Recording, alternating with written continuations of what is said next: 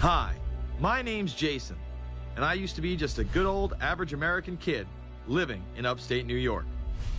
There's me. I played baseball, mastered Mortal Kombat, went to the prom, said the Pledge of Allegiance every day, and loved my country. I even lived the dream of every American youth, college. Sure, it was a state school, but it also happened to be a party town. Great times all around, right? Well, sort of. I still had to work hard as a pizza guy to make it. And of course there was school. I had to figure out the computer graphics programs I was working with, as well as attend classes I didn't care about. I certainly didn't know much about geopolitics. Then 9/11 happened and everything changed.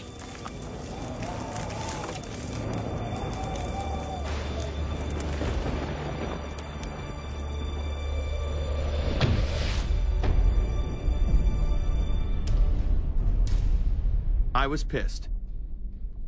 How dare the Muslim extremists massacre all those people? But was it all true? Prior to the invasion of Iraq, something didn't seem right. I then did a startling thing. I actually took a look at what happened that terrible September day. What I found horrified and angered me to such an extent that I took action. We were lied to, and lied to big time. Before I knew it, I went from a normal college student to the political guy at the party to one of the guys that brought you the first internet blockbuster, Loose Change. The film would not only change my life, but countless others as well. So if you've ever seen Loose Change, the documentary about September 11th, conspiracy theorist documentary, it is riveting. Yeah. You watch it, and by the end, not even the end, 10 minutes in, you're like... You got your car packed, your head... You're just like, oh my God, it's all true. So every place, there's questions coming from this documentary. And you don't have to believe everything in the documentary to still have questions come up. And you look back and you remember what you saw and what you were told, and now you have questions. We got the boogeyman out there. Wow. See, for many years it was communism, then it was the war on drugs, now it's the war on terror. All through our life, we've had to have a boogeyman. Loose Change took the truth about 9/11 into the mainstream with over 100 million views and allowed me to travel the country and even take on some of my detractors. The answer is no, they cannot. Jason, I think it's telling that every time you disagree with something, you call the people a liar. I'm not calling anybody a liar, sir. I'm calling you a liar because you are a liar. But if we were lied to about 9/11, then who was really behind it? A lot of people on the web were pointing towards the New World Order, but that was impossible. I mean, the Hulkster couldn't be involved, could he? The NWO is the only way to go, and what you gonna do? So I set out to find out if a New World Order really existed. And if it did, what was it? Who was involved? And what were their goals? The very word secrecy is repugnant in a free and open society. And we are, as a people, inherently and historically opposed to secret societies, to secret oaths, and to secret proceedings. For we are opposed around the world by a monolithic and ruthless conspiracy. It is a system which has conscripted vast human and material resources into the building of a tightly knit, highly efficient machine. Its preparations are concealed, not published. Its mistakes are buried, not headlined. Its dissenters are silenced, not praised. No expenditure is questioned, no rumor is printed, no secret is revealed. Some cringe when they hear the term New World Order, despite all of these prominent people using it.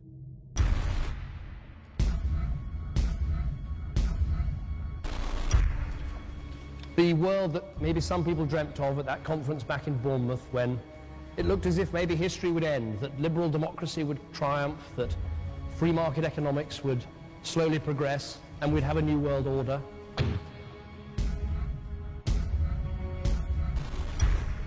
And together they helped to create, were the principal leaders in creating, a new world order and a winning strategy in the Cold War.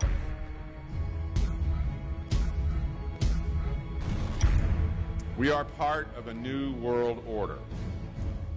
And as the recently departed Admiral William J. Crowe once said, it's long on new and it's short on order.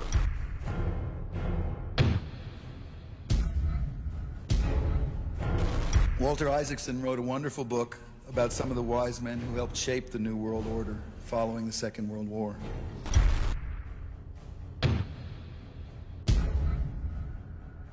As we devise a way forward in Iraq, I urge the international community to embrace its responsibility for creating that new world order.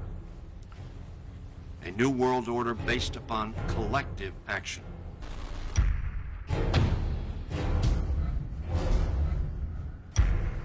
The transatlantic partnership was never just the foundation of our security. It was the foundation of our way of life. It was forged an experience of the most bitter and anguished kind. Out of it came a new Europe, a new world order, a new consensus as to how life should and could be lived.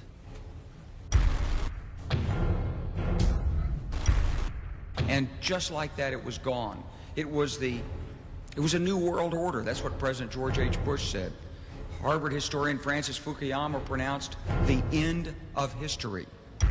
In fact, when it is used, that person is often dismissed out of hand because of the perception that it is nothing more than a conspiracy theory.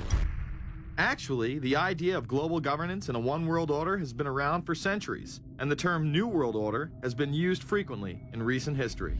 The New World Order means different things to different people, but to those who expect to be in control of it, it means the same thing. It means all the world under their control. They believe that somebody must rule. After all, people are too darn dumb to know how to rule themselves. They figured that that's their role. The first in-depth publication of note was Samuel Zane Batten's work, The New World Order, which was published in 1919.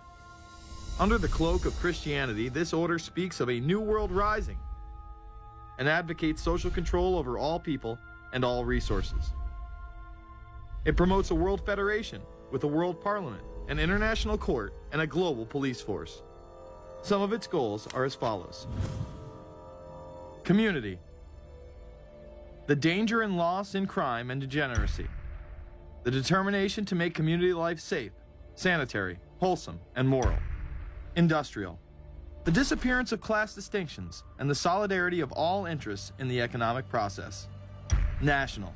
The conception of the nation's welfare as the supreme concern, with the policy that everything shall contribute to this end, and every person must do some useful work. International. The creation of an international mind, with a world consciousness and a world patriotism. The destruction of every arbitrary power that can separately and of its single choice disturb the peace of the world. Well, government is good, right? It put an end to war. Well, it could put an end to war because you just only have one dictator. I think Adolf Hitler had that in mind. He wanted a world government too, with himself as the master leader. Many have regarded Hitler as the apex of evil, a true heart of darkness. But how many people know that Hitler had his own vision of a new world order? Hitler had been promoted by the establishment. He graced the cover of Time magazine many times and was their Man of the Year twice. His vision was simple: unify Europe and then the world. The only real difference was that his order was racially motivated, instead of being based solely on religion. He even wrote a lesser-known follow-up to Mein Kampf in 1928 that many have dubbed My Order, or New World Order. President Roosevelt would condemn this order prior to World War II. Nazi forces openly seek to establish systems of government based on the regimentation of all human beings by a handful of individual rulers who seize power by force. Yes, these men and their hypnotized followers call this a new order. It is not new, and it is not order. The idea of globalization was so prominent in Nazi ideology that the 1936 Berlin Games would be the first time that the Olympic rings would be displayed prominently and promoted in order to glorify the Third Reich. This symbol represents the 5 major regions of the world: Africa, America, Asia, Europe, and Oceania, interlocking and coming together as one. This one world philosophy still defines the Olympic Games today. Australia, hello and welcome. One world, one dream. Hitler's methods of youth corps, concentration camps, eugenics, and military aggression were so visible to the rest of the world, he eventually failed. However, his vision of a new world order lived on. Author H.G. Wells, the man behind The Time Machine and War of the Worlds, would write about a planned world state in which there must be a common faith and law for mankind.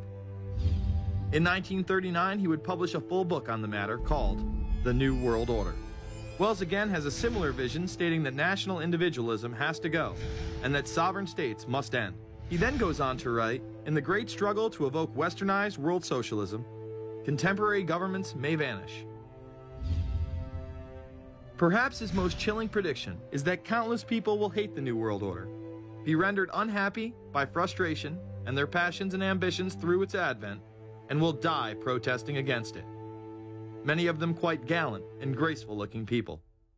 Collectivism is that concept where individuals are considered to be discardable, and that the group is more important, and that the ultimate group, of course, is the state. And so it boils down eventually to the fact that the state is the all-important unit of society, and citizens exist only to serve the state. Other men of prominence would also promote a New World Order during the 1960s, including industrialist and former New York Governor Nelson Rockefeller. These are some of the reasons pressing us to lead vigorously towards the true building of a New World Order. Rockefeller would also become vice president under Gerald Ford. Religious leader Pope Paul VI, delegates to international organizations, public officials, gentlemen of the press, teachers and educators, all of you must realize that you have your part to play in the construction of a new world order. As well as former President Richard Nixon. And the hope that each of us has to build a new world order. However, Nixon was largely a mouthpiece for his most dominant advisor, Secretary of State Henry Kissinger. Kissinger may be the most vocal proponent for a new world order of his era. He has called for it time and time again, in policy papers, meetings, and interviews. Time magazine recognized both Nixon and Kissinger as Men of the Year after announcing their New World Order in China. However, they were working on it long before. In these once classified documents, they both discussed the new order with the president of Indonesia. Mainstream media was even critical of Kissinger's vision in the early 70s. In ragged, spasmodic fashion, a new world order is coming into being, but it looks less and less like the world order that Mr. Kissinger had constructed in his own mind. Kissinger's New World Order would fall under the radar for some time. However, it saw a vast revival during the first Bush administration. Here is Brent Scowcroft, former vice chairman of Kissinger Associates and former national security advisor under both Ford and Bush Sr., as he discusses the New World Order. Looking at the subtitle this morning, Are We Ready for the New World Order? Gives me something of the shudders. That phrase, New World Order, I'm afraid I'm partly responsible for resurrecting. To me, what that symbolized was perhaps a fundamental change in the character of our response to national security issues. Here, Charlie Rose asked Scowcroft, Kissinger, and former National Security Advisor Zbigniew Brzezinski if we are living in a new world order. Where are we as we think about this time in American foreign policy? Are we at a special moment which is being redefined? Or are we creating a new world order? We're at a moment when the international system is in a period of change like we haven't seen for several hundred years. In some parts of the world, the nation state on which the existing international system was based is either giving up its traditional aspects, like in Europe, or as in the Middle East. George H.W. Bush would campaign for a new world order like no other president before him. He would openly discuss it during his State of the Union address. What is at stake is more than one small country. It is a big idea, a new world order, where diverse nations are drawn together in common cause to achieve the universal aspirations of mankind. Again, a unified Europe was a major goal in creating this order. With few exceptions, the world now stands as one. A year and a half ago, in Germany, I said that our goal was a Europe whole and free. Tonight, Germany is united. Europe has become whole and free. The world can therefore seize this opportunity to fulfill the long-held promise of a new world order. We can find meaning and reward by serving some higher purpose than ourselves. A shining purpose, the illumination of 1,000 points of light. Bush Sr. and his administration would tour and promote this agenda across the board at any given opportunity. The President has spoken often of a new world order. And we have an unprecedented opportunity to build a new era of peace and prosperity here and abroad, to build a new world order. It's my understanding, I think, that the President, and I don't know the context of how it came up in his speech last night in New York, said that China must be a part of the new world order. Guess I would like to ask you how you envision China fitting into the new world order. It is a country that we are going to have relationships with by virtue of its geopolitical importance. American officials say breaking down regional and national barriers to the flow of goods and services would represent a spectacular benefit to economies around the world. We are building a new world order. Bush would actually make a commencement address at Maxwell Air Force Base declaring the birth of this order. And that's why I wanted to speak to you today about the new world taking shape around us, about the prospects for a new world order now within our reach. In the coming weeks, I'll be talking in some detail about the possibility of a new world order emerging after the Cold War. But today, I want to discuss another aspect of that order. You see, as the Cold War drew to an end, we saw the possibilities of a new order in which nations work together. It refers to new ways of working with other nations to deter aggression and to achieve stability. As old threats recede, new threats emerge. The quest for the new world order is in part a challenge to keep the dangers of disorder at bay. We must build on the successes of Desert Storm to give new shape and momentum to this new world order.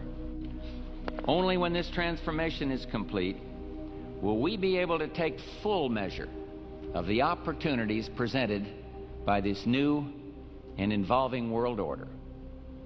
The new world order really is a tool for addressing a new world of possibilities.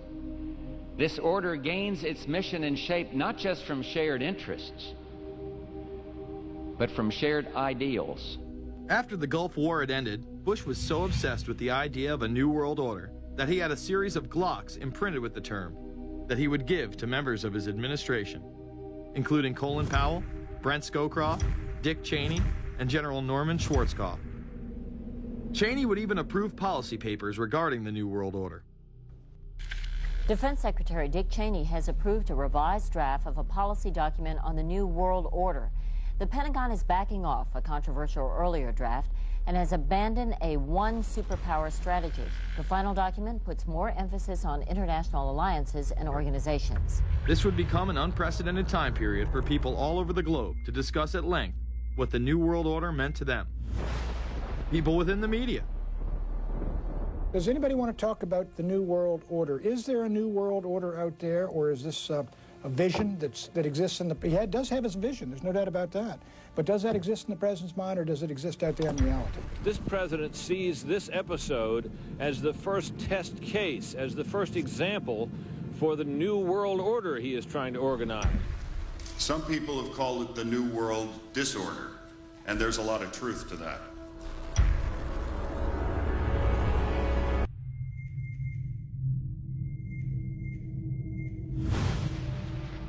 University and institutional chairs. I mean, we're talking a New World Order at Georgetown.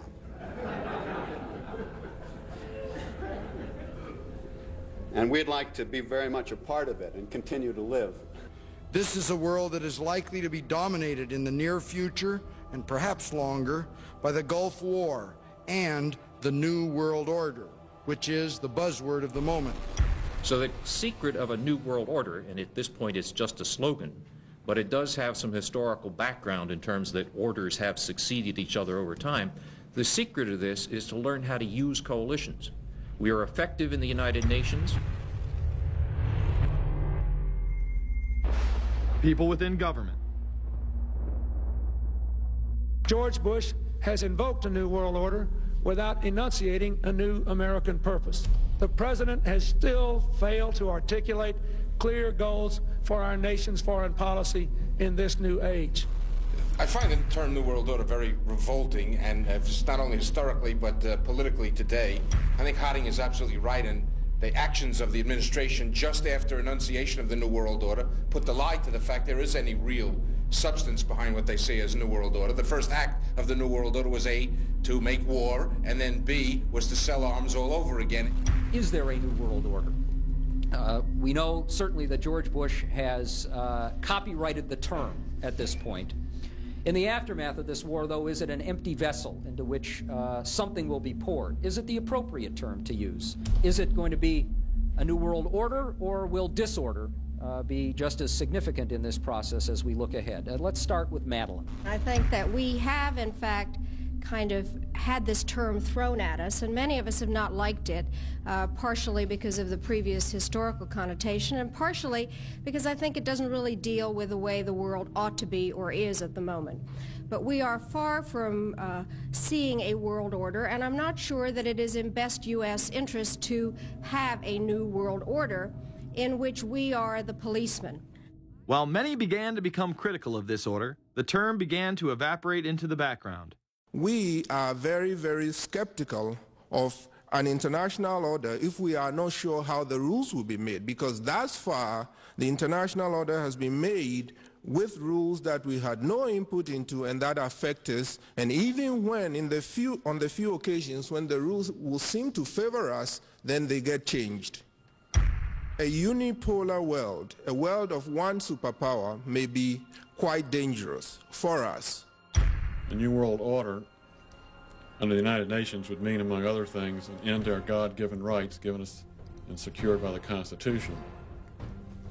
The New World Order, which now has been called by some the New World Disorder, and by some people on the more liberal persuasion, the taking over of the world by the Council on Foreign Relations, the Trilateral Commission, and the UN to put us all in slavery. But what are these organizations? Who founded them? And what are the stated goals of each? Before we begin with the Council on Foreign Relations, let's delve further into history to understand roundtable groups and their origins. Its roots go way, way back in history, and they go back to the formation of a secret society, a secret organization that was created by Cecil Rhodes, very powerful and very wealthy individual. And people have heard about him in history, and they know about the Rhodes Scholarship, and they think, well, isn't that nice? But they don't understand at all what that's all about. Cecil Rhodes, when he died, left his great fortune not to his family, not to his heirs, but for the creation of a secret society. And we know about this because there were some people very intimately involved with this organization who wrote about it. One of the best authors on this topic is Professor Carroll Quigley. He wrote several books, and Tragedy and Hope is the best known of his. He described in detail this secret organization created by Cecil Rhodes, and he explains in these books he knows about them because he was invited by the organization into its inner circle. He was never a member of it, but he was invited in as their historian, and he was allowed to see their secret records and papers and study them for several years. And he knew all the important players, and he understood what it was about, and so he wrote these books. It's an amazing thing because he laid out in great detail what the purpose of the organization was and how they were the major players in all of the big international events since and including World War I.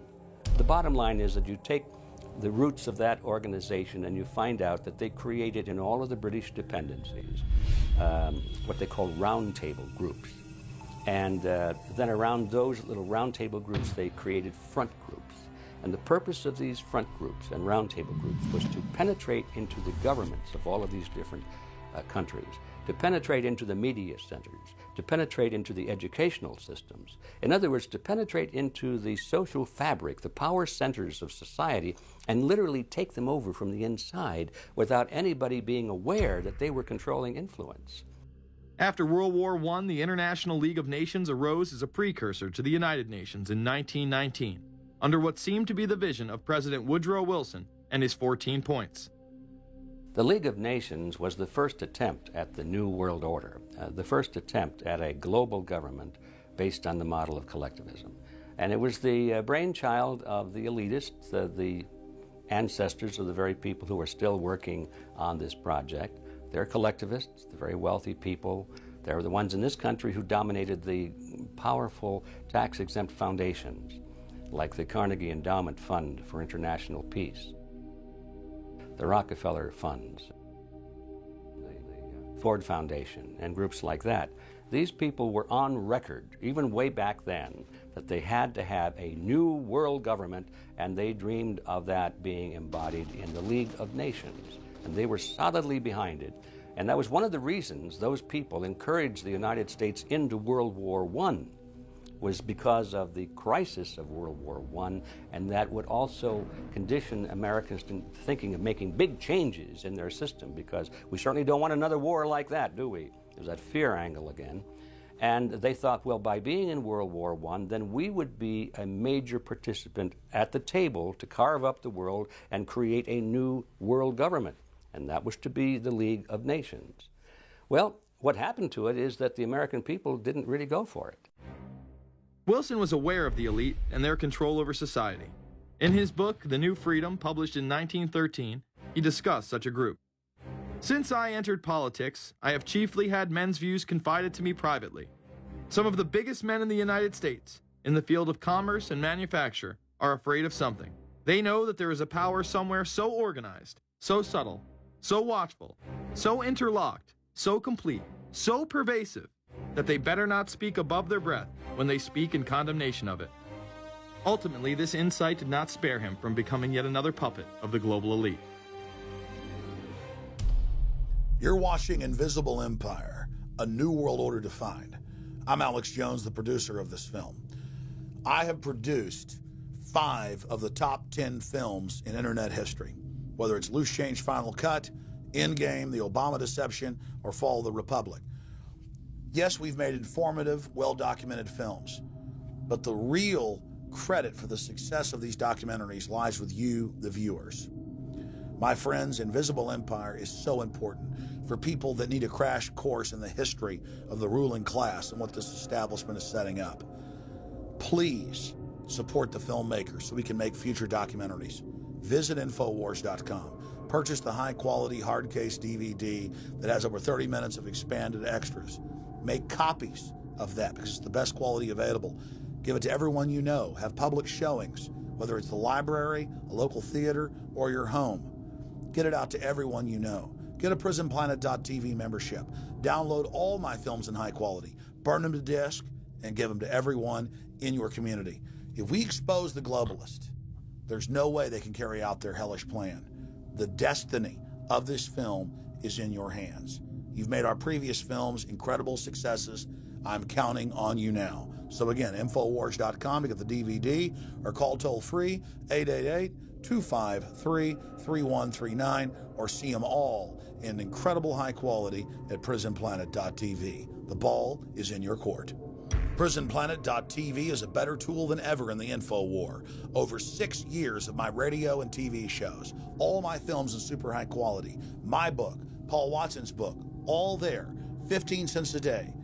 Your support of PrisonPlanet.tv empowers the resistance to unlock minds worldwide. In all of the British dependencies, these organizations, the front groups, were called the Royal Institute for International Affairs. In the United States, they chose a different name. They chose the Council on Foreign Relations, but it held exactly the same relationship to this inner society of Cecil Rhodes. Among the charter members were W. Averill Harriman of Union Banking, then President of the United States Woodrow Wilson's main advisor, Colonel Edward Mendell House, John D. Rockefeller, the founder of Standard Oil, banking mogul J.P. Morgan, and prominent bankster Paul Warburg. Well, the Council on Foreign Relations exists today. It's probably the most powerful single organization in America.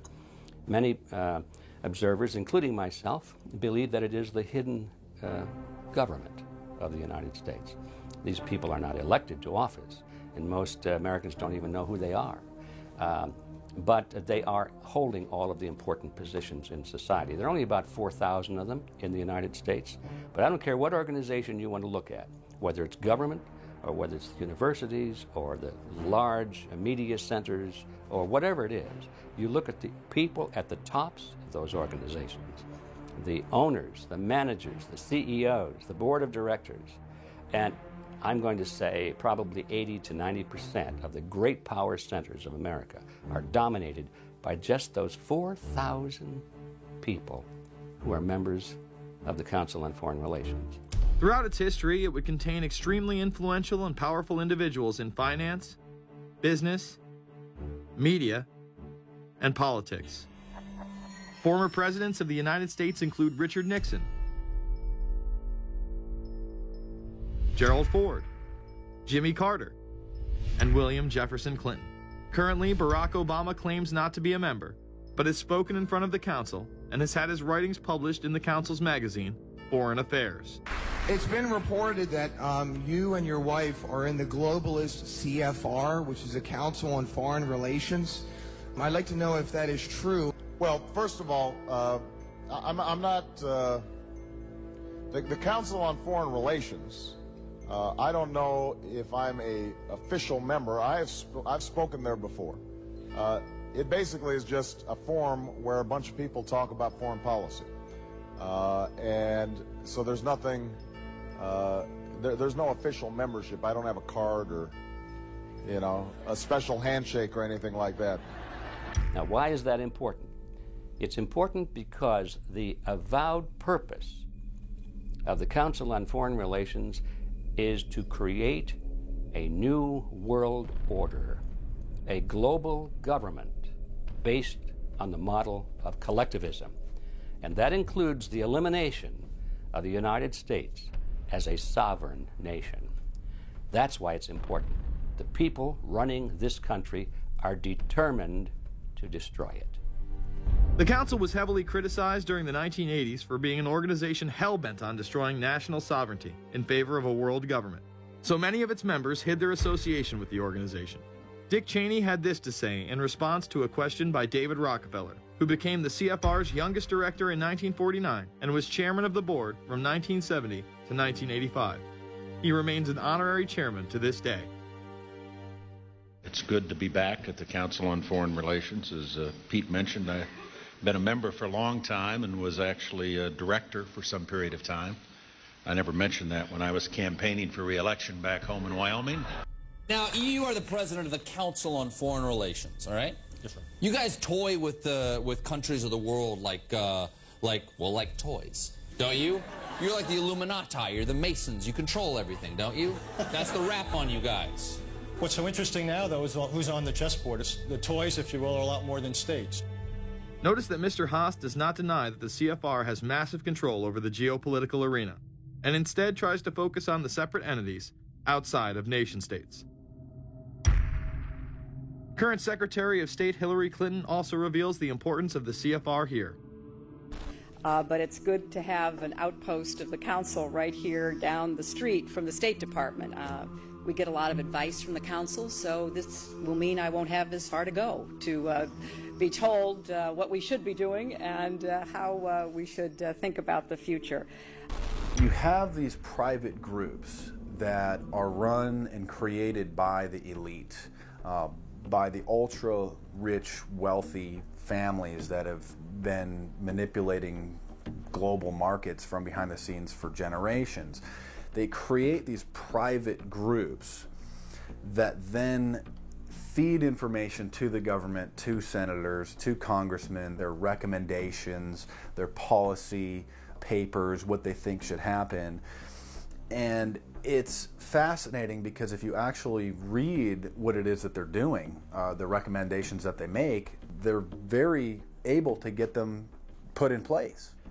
Discussions that are going on in these private groups are really talks that should be going on in Senate committees and in the halls of Congress, but they're happening with these ultra-elite groups that are then pushing their propaganda into the political mainstream, and then it's becoming enacted, it's becoming put into law. Still not convinced the CFR is promoting a new world order? Listen to what Leslie Gelb had to say upon leaving the New York Times to chair the organization as its president in 1993. I loved it. Doing a column is a great job. I'm going to an equally great but different job, and in a way a job that caps everything I've been doing in my life, in government and academia and in journalism. I think that's what the Council on Foreign Relations will allow me to do. Well, you know, for example, you had me and 3 or 4 other folks on this show a few months ago to talk about the New World Order, right? Exactly. Right? Bob I talk about it, you, exactly. Right. I talk about it all the time. New World Order wants a global system where one small central authority of individuals can then dictate a policy that's going to be distributed down to the rest of the world, everywhere, in the smallest little town in the middle of nowhere in some remote country. I now think it's safe to say that the Council is extremely influential on the world stage and openly promote global governance. The Council and the globalists were able to take this agenda to the next level following World War II. The United Nations was born out of the ashes of this conflict. Unlike the League of Nations, the United States not only joined this organization, they championed it. First book I wrote was The Fearful Master, a second look at the United Nations. It was written at a time when it was not popular to be critical of the UN. I mean, the United Nations was viewed by almost everybody as our last best hope for peace. It was a means, we were told, to bring humanity together and put an end to war and live in peace and harmony and promote trade and all of these good things. I wish it were any of those things, but it's not. The original charter for the United Nations was drafted in San Francisco in 1945, and the United States became a permanent member of the Security Council, along with France, the United Kingdom, the Soviet Union, and the Republic of China. The process by which other nations' belief systems could be used to erode and eviscerate our Constitution and Bill of Rights had taken a giant leap forward. The United Nations is one of the most well-known sort of globalization attempts. Its primary goal is to streamline all the governments of the world, to create a global council and to unify all the rules and all the regulations for the world. So it's essentially the precursor and an engine of this new world order. The United Nations is made up of all of the countries of the world, most of which are dictatorships of one kind or another. And you don't take a bunch of dictatorships and put them into a bag and shake it up and come out with a freedom-loving governmental unit. You come out with a global dictatorship. This was the public face of global governance. However, many other organizations have been birthed since. Even more suspect is a private group called the Trilateral Commission. David Rockefeller and Henry Kissinger are among its some 300 influential members. The Trilateral Commission, rich and powerful business and political leaders from Japan, Europe, and North America, the New York-based policy group was formed in 1973 by Chase Manhattan Bank Chairman David Rockefeller. In addition to Rockefeller, there are many other noted American members. Among them, economist Alan Greenspan, former Defense Secretary Harold Brown. George Bush was once a member, but resigned last year before his unsuccessful presidential campaign. Back then, it wasn't politically wise to be aligned with what his party's right wing considered a shadow world government. The United Nations would take over America. The Trilateral Commission would control the world. Just look at its membership, they say. Current and former members include Presidents Clinton, Bush, and Carter. Names like Brzezinski, Christopher, Kissinger, and Schultz. And top executives of ITT, Xerox, Exxon, and Nations Bank. Although this group with only 300 members seems to be at the apex of the power structure, there is yet another group formed in 1954 that is even smaller in number and has a greater influence on world events. Meet the Bilderberg Group. This elite group meet annually around the globe. There is a core group of members who have attended every year for decades, such as David Rockefeller, Henry Kissinger, and Queen Beatrix of the Netherlands. These members invite others who are politically and socially relevant at the time. Each year, around 140 people are in attendance. Real quick, I asked Hillary this question. In 2004, you attended a meeting in Italy called the Bilderberg Group. I just want to know what you were doing out there, what that was all about. Because she lied to me and told me she didn't go. I figured you might tell me the truth. All I did was go. They had a Republican and a Democrat. I gave like a 20-minute talk on the presidential election. You didn't have anything to do with being John Kerry's running mate? Did you talk about that at all? No, because I wasn't his running mate. Okay. I happened to be in Europe then on my way to Russia. I was invited to go to Bilderberg by Vernon Jordan, a friend of mine and a genuine hero of the civil rights movement. And to the best of my knowledge, NAFTA was not discussed by anybody in my presence. Documents released by the group in 2001 reveal that in September of 1955, the group met in Germany and covertly outlined the idea of a European Union. Section E, European Unity, discusses the general support for European integration and unification, and the idea to unify Germany once again with the rest of Europe under a common marketplace. Belgian Viscount and current Bilderberg chairman Etienne Davignon told the EU Observer in 2009 that the next Bilderberg meeting could improve understanding on future action in the same way it helped create the euro in the 1990s. This illustrates the patience, vision, and reach of this organization. It was able to promote and establish both a European Union and a European currency over the course of just under 40 years, incrementally. One of the things that the elitists discussed back at the turn of the century when they were talking about how do you convert the United States into a collectivist system was the fact that you can't do it quickly. You have to let people get used to it incrementally, because any major change would be rejected. The 1957 Conference of Rome, where the Common Market Treaty, providing for free trade in all products, was at last signed.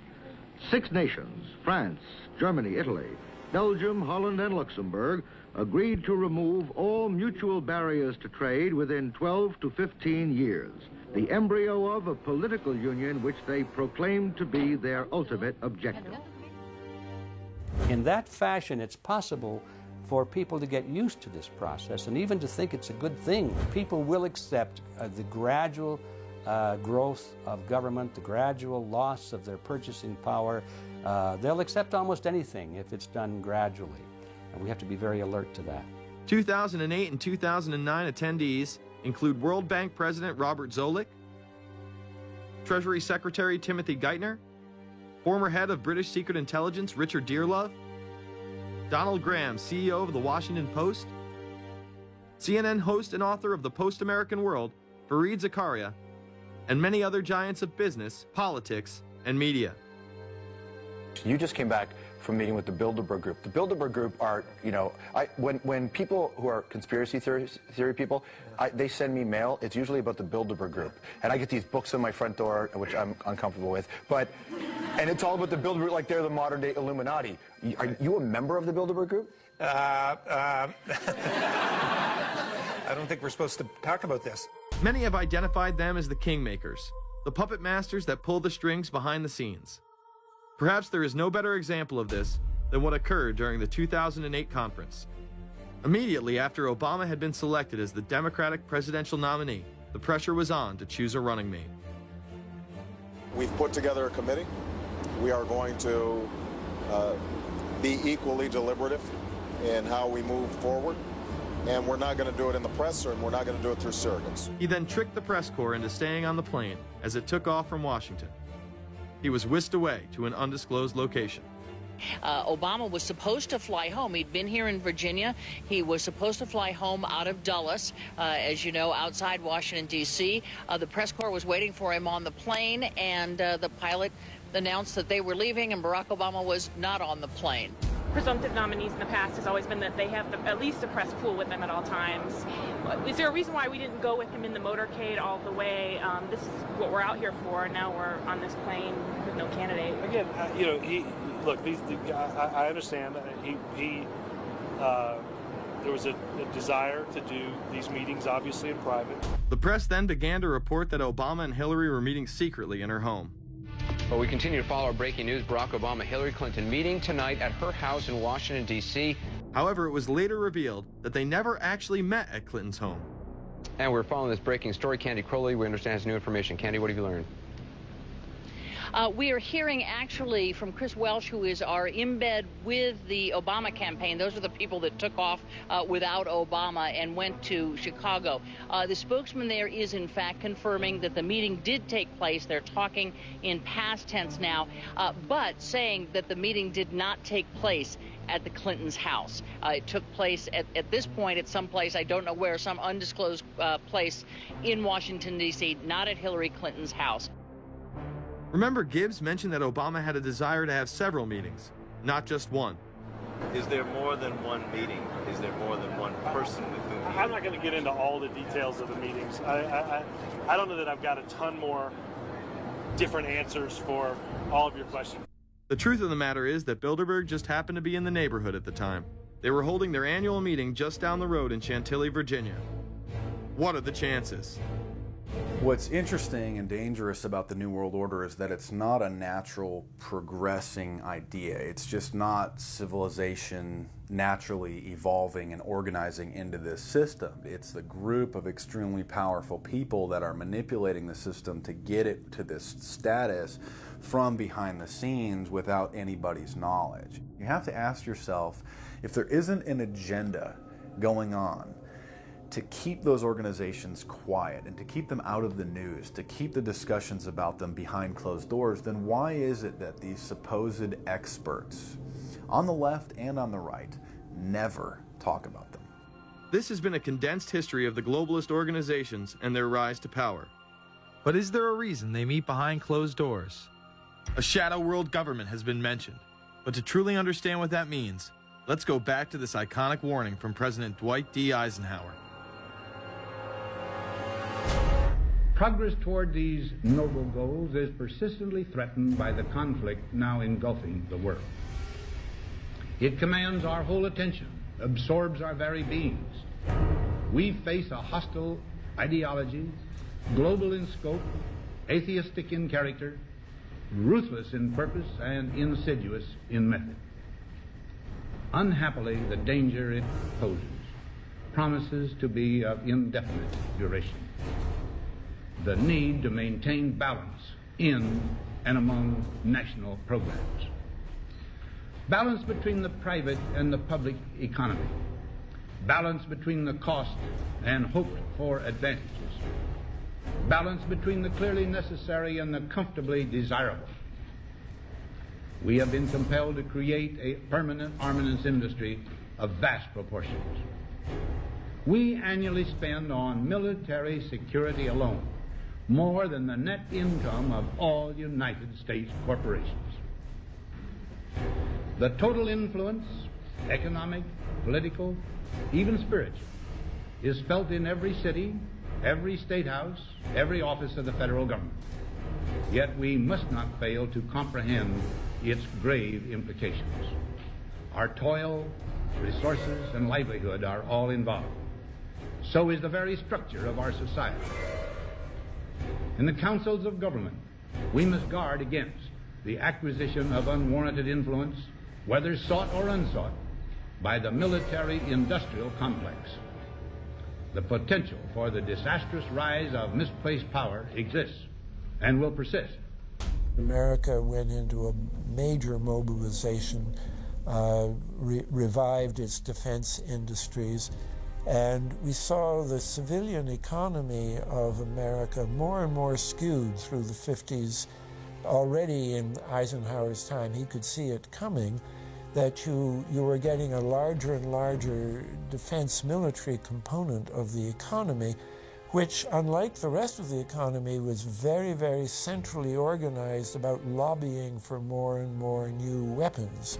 It was the political skills of this military-industrial complex, which I think Eisenhower was really warning us about, and rightly. There is a military-industrial complex. Today, we see a situation where the civilian economy is really in tatters, and most of our civilian production has gone overseas to third world countries. What do we export? Our biggest export practically is garbage, but apart from garbage, we export military equipment. We have a special act which subsidizes, makes it possible for countries abroad to buy our armaments because it's too expensive to produce them for one country only. So we have become a very efficient military-industrial complex, but the civilian economy is only a ghost of what it used to be, and this has terrible consequences for democracy because it means that the power of this lobby is now sort of dominating what goes on in Washington. Through multinational corporations, global intelligence networks, out-of-control banksters, all under the veil of national security and black operations, the global elite have consolidated power on a massive scale over the last several decades. You see, global corporations not only fund and develop large technological and military projects here and abroad, they also own the consumer industry and production, as well as all of the important media. By owning the vast majority of what we hear and see on a daily basis, we have been manipulated on a mass scale as to regards to what we believe and desire, both socially and politically. Edward Bernays, the nephew of world-famous psychoanalyst Sigmund Freud, would study group dynamics and become the father of public relations. He authored the book Propaganda in 1928. In it, he described how to intelligently and consciously manipulate the habits and opinions of the masses within a democratic society. He went on to state that those who harness this unseen mechanism of society constitute an invisible government and are the true ruling power. It is they who pull the wires which control the public mind, who harness old social forces and contrive new ways to bind and guide the world. The average American is distracted, mindless, worried about minuscule things, celebrities, as if it was their own family members. And this is by design, because the powers that be, who own the media, know how our brains work. They know scientifically how the human mind functions. They know about sociology, and they are using the media, and have used the media for decades now, to entertain people with issues that don't really matter. When you have the big news networks covering celebrity issues as if it's the most important thing, it becomes the most important thing. And this is not by accident. This is to keep us out of the way. Because if you're worried about the latest celebrity death, or the latest celebrity couple, or the celebrity breakup, or your sports team having a shot at the Super Bowl or the World Series, there's so much information about those issues that can be discussed that will mesmerize people, and they won't know or care about the real issues that are out there. Well, I think this is just one more piece of evidence of the degree to which the media, supposedly the watchdogs, has become the gatekeeper of the system. Mainstream media are, first of all, nearly all of them corporations, nearly all of them now publicly held, part of the whole Wall Street financial system that they're supposed to report about objectively, but they can't. They, right now, in October of 2009, they are celebrating the recovery of the biggest banks in New York and saying that the recession is over. Of course, there are a few problems, like foreclosures are going on, unemployment is rising. All of this is affecting the American people, but it's not affecting the financial elite who also control the media. Bernays successfully identified the invisible empire which controlled the minds of men.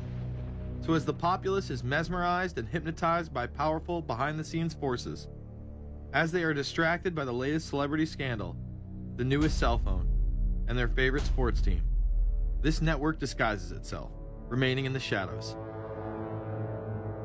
Despite the elite utilizing Bernays' methods, in conjunction with the military-industrial complex they had erected, a modern arm of this organization was exposed in what came to be known as the Iran-Contra scandal. Essentially, black operations were not only caught dealing arms illegally and supporting South American dictators, but also smuggling drugs into the United States. Iran-Contra was really the merging of two different programs. The first one was support for the Contras, who were, let's face it, a force of terrorists in Nicaragua trying to overthrow the Sandinista government. They were being secretly supported by the CIA. And at the bottom of the whole thing was drugs. Iran-Contra was openly exposed by massive network coverage. How was it that in 3 years, a network Washington set up to run arms to the Contras wound up running cocaine into this country for the most vicious drug cartel in the world? At the same time, we were supposed to be fighting a war against drugs. But by the same token, I also smuggled my share of weapons in exchange for those illegal substances, with the full knowledge and assistance of both the DEA and CIA. Betzner says that in 1983 he flew weapons from Florida to El Salvador and drugs from Colombia to the Bahamas on the way back. In 1984, he says, he flew twice from Florida to Costa Rica and back. We could bring back our own cargo, and they would arrange it, or we could bring back their cargo without ever having to worry about interception, arrest, anything like this, that everything was taken care of. What kind of cargo were you talking about? Drugs. Tolliver says he had 2 meetings with this man, CIA veteran Rafael Quintero. Then in March of 1986, he says he flew 14 tons of weapons down to Honduras, to this Contra resupply base set up by the CIA. We take off from Tegucigalpa, Honduras, and we leave. To? South Florida. Where in South Florida? We landed at Homestead. Homestead? Air Force Base. This is the plane Tolliver says he used. The plane traces to a company that had a State Department contract to fly humanitarian supplies to the Contras. In addition to that, 3 dozen sources confirm the basic scheme. We can now report that long before that operation began, there was another operation to provide guns for the Contras, which was also against the law. In this operation, Americans and Israelis provided arms to the Contras, and then the same network smuggled drugs into the United States.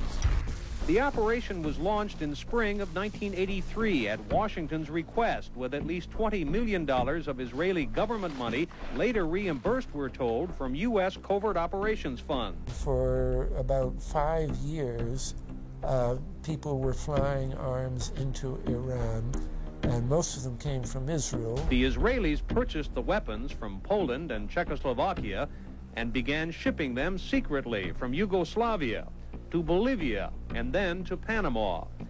The Israeli liaison man there, this man, Michael Harari, until recently a close aide to Panama's strongman, General Manuel Noriega. You'd bring the ship into Colombia, you would load drugs aboard it, and you would bring those drugs back to Panama with you. But bringing that stuff into the United States, that was something else. I've never been so thoroughly disgusted with myself in my life. This network would also be involved in the October surprise. We really can't understand that unless we understand the so-called October surprise in the 1980 election, which is, I think, unquestionably Republicans, including William Casey, who later became Reagan's head of the CIA, negotiated with the Iranians for them not to release the hostages which were being held in Iran to Carter, but to wait until Carter was defeated and the Republicans were in. That is what actually happened, that the hostages were only released on the day that Carter left office and Reagan came in. Unbelievably, this same network would even be linked to the BCCI banking scandal by journalist Danny Casolaro. Casolaro was probing a conspiracy he called the Octopus, which involved the Iranian hostage crisis, the Iran-Contra affair, with, believe it or not, all funds channeled through BCCI, the international bank charged with everything from money laundering to fraud. BCCI, it's a shadowy international bank linked to terrorists, drug runners, and dictators. Little was known about BCCI until 6 of its top officers were arrested in Tampa in October of 1988 on charges of laundering drug money for Colombian cocaine bosses. The BCCI men were convicted, and the bank itself pleaded guilty. But for some reason, the bank was allowed to continue to operate all over the world.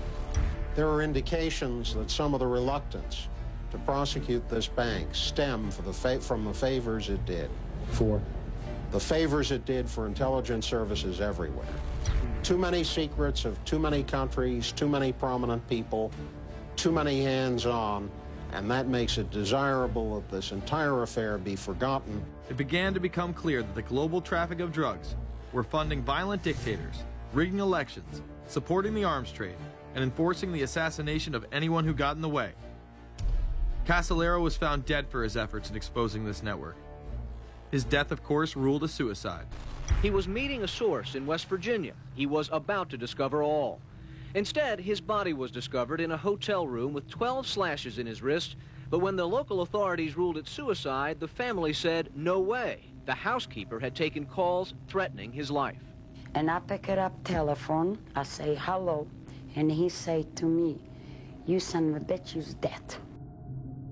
Casolaro would not be the only person involved in the scandal to wind up in a casket. Meet Barry Seal. At first, the media portrayed Seal as a drug dealer gone good, who was assassinated by the Colombian mafia. Authorities believe last night's machine gun killing of top drug informant Barry Seal was ordered by drug bosses in Medellin, Colombia, who sent 5 men to Baton Rouge to kill Seal. Sam Dalton was the lawyer that represented the Colombian hitmen convicted of his assassination. We were trying to subpoena the CIA because we felt like they had documents, exhibits, and evidence that would indicate complicity in Seal's assassination. When they were able to gain access of Barry Seal's trunk the night of the murder, the personal phone number of none other than George H.W. Bush was present.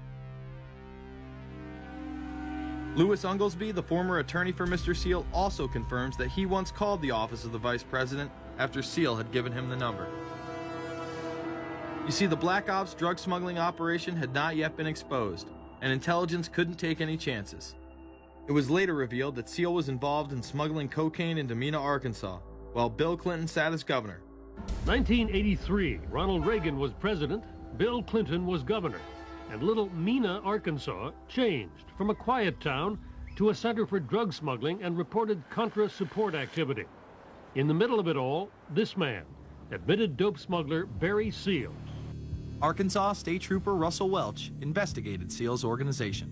Each trip would have 250 to 350 pounds of cocaine. According to the London Telegraph, Arkansas State Trooper Larry Patterson testified under oath that he and his officers discussed repeatedly in Clinton's presence the large quantities of drugs being flown into Mena Airport, large quantities of money, large quantities of guns. Hot Springs police officers would also record Roger Clinton, Bill's brother, during a cocaine transaction stating, "Gotta get some for my brother. He's got a nose like a vacuum cleaner." There was also a large amount of money laundering going on in Mena. Former IRS agent William Duncan traced some of Seal's drug profits laundered through Mena banks. We had direct testimony from people who were involved in the money laundering operation. We had testimony from people at banks who observed the transactions. What happened when you tried to make this case before a grand jury? I was never asked to present the evidence to a grand jury, ever. This very same network used BCCI to fund the Afghani rebels.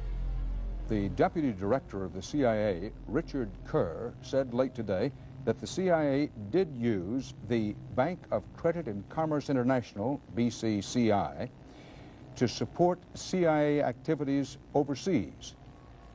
Most people still believe that the Soviets had maliciously invaded Afghanistan in order to spread their communist agenda.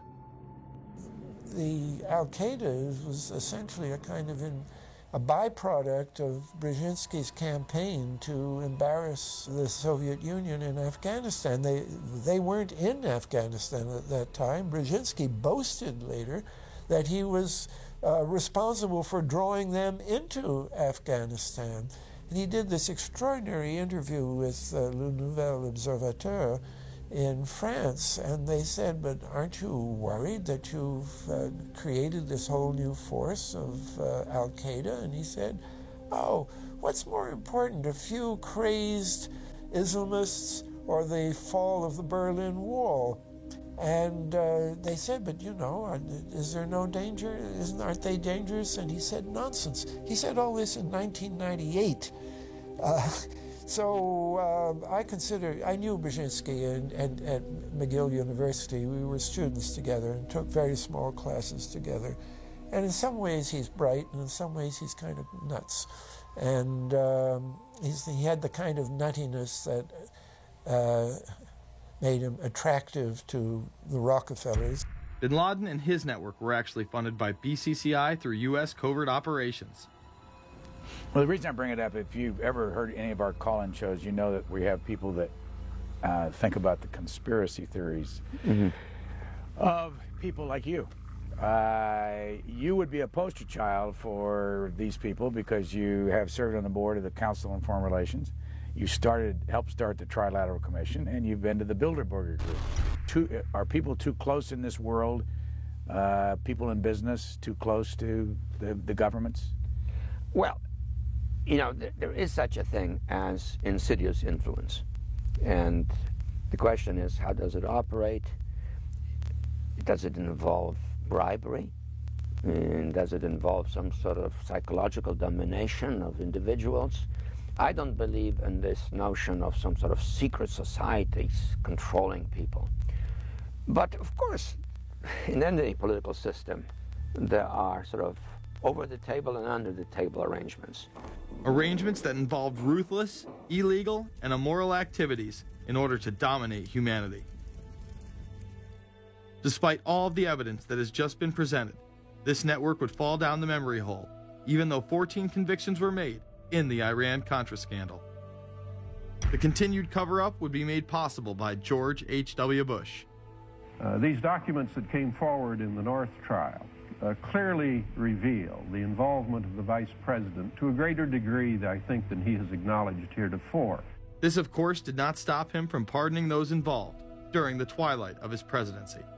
Some new reverberations today to President Bush's Christmas Eve surprise, the pardoning of former Defense Secretary Caspar Weinberger and several others in connection with the Iran-Contra allegations. Well, now the special prosecutor says it's the president who needs to explain some things. The real issue is why the notes weren't produced 5 years ago when the congressional investigation and the independent counsel's investigation had requested them. Because high-level political officials scrambled to limit the investigation and establish plausible deniability for the upper echelons of the network, including Bush himself. So who is this guy, and how did he come to power? To understand that, we must first take a look at his father, Prescott. Prescott was born into privilege and became extremely influential in business, intelligence, and politics.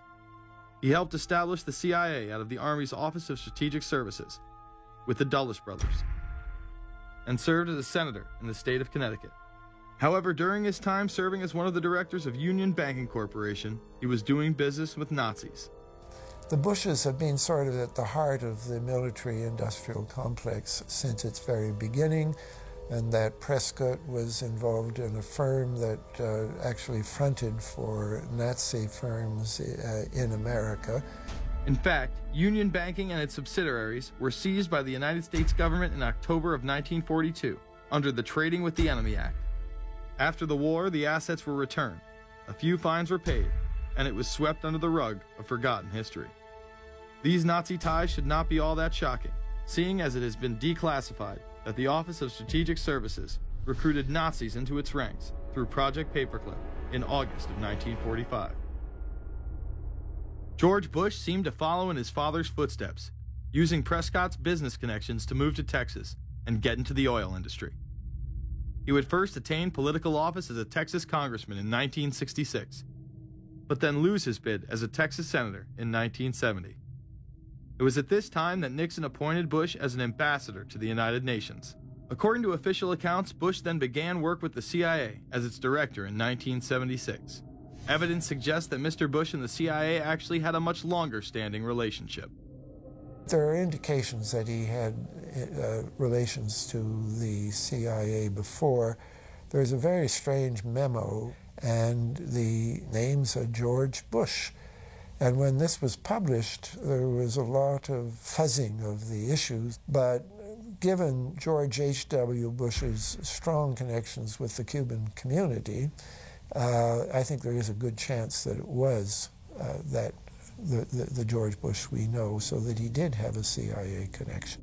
Bush left the CIA just under a year after his appointment.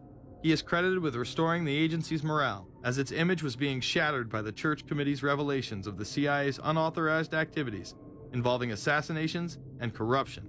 In reality, Bush was responsible for denying the Church Committee many of the documents it requested and making it impossible for them to do a thorough investigation. After his time as CIA director, he devoted himself to becoming the next president of the United States. Many people within his own party did not like his globalist ties. Along the campaign trail, Bush continually had to explain his association with the group. So, you know, J.R. Ewing in the show Dallas? J.R. is a member of the Trilateral Commission, I think. It's got to be because it's so bad. Let me tell you something. I used to be a member of it. I resigned, as I did from every business thing I was in, to concentrate on one thing, running for President of the United States. Ronald Reagan initially had no interest in having Bush as his running mate. Even then presidential candidate Ronald Reagan had questions. I would suggest that maybe Mr. Bush would clear the air if he'd tell us why he resigned. Reagan's backers then forced him to choose their intelligence frontman, George H.W. Bush, as his vice president. But in spite of last year's campaign rhetoric, all seems to be back to normal between George Bush and his old colleagues. And President Reagan, who is relying on many of these powerful business leaders to make his economic package work, will host commission representatives at the White House Monday. After Reagan's election, there was an attempt on his life, just 69 days into office. Astoundingly, Bush would again be connected. So just who is John Hinckley, Jr.? When he left this neighborhood 8 years ago, he was, by all accounts, well-liked and seemingly normal. This donut shop near the motel was visited by Hinckley, who reportedly waited for a phone call here each day, even though he had a phone in his motel room. The nature of the calls is not known. A touch of irony. The young man walking with the elder Hinckley is 30-year-old Scott Hinckley, John Jr.'s brother. He and Vice President Bush's son, Neil, are friends.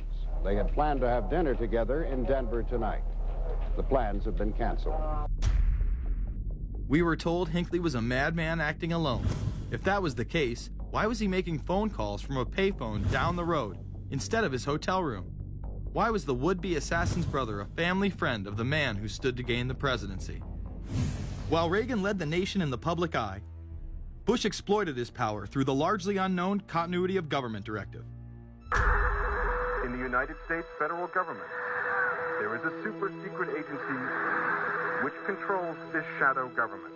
The National Program Office allowed Bush and his network to attain executive emergency powers. Ronald Reagan authorized the National Program Office when he signed a top-secret directive in 1982. Oliver North was one of the key officers responsible for the program's startup. Under the NPO's direction, 4 agencies were charged with execution of the Doomsday Plan: the CIA, the Departments of State and Defense, and the Federal Emergency Management Agency. An effort was being made to consolidate continuity of government programs across several major departments of the government under one office. After 8 years of secret wars, covertly sponsored revolution and assassination had advanced globalist interests and allowed Bush to achieve his lifelong dream by becoming the 43rd president of the United States. The fall of the Soviet Union left the United States as the sole superpower in the world.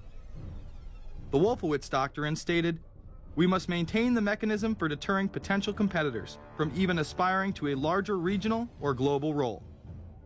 The New World Order was on display with the first Gulf War and the creation of a European Union. After losing to his crony Bill Clinton, he faded into the background as the agenda for a New World Order marched forward. After 1989, President Bush said, and it's a phrase that I often use myself, that we needed a New World Order.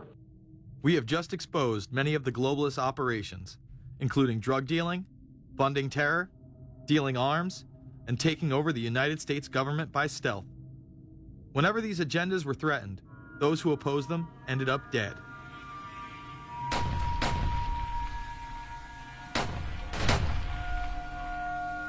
We've got some difficult days ahead,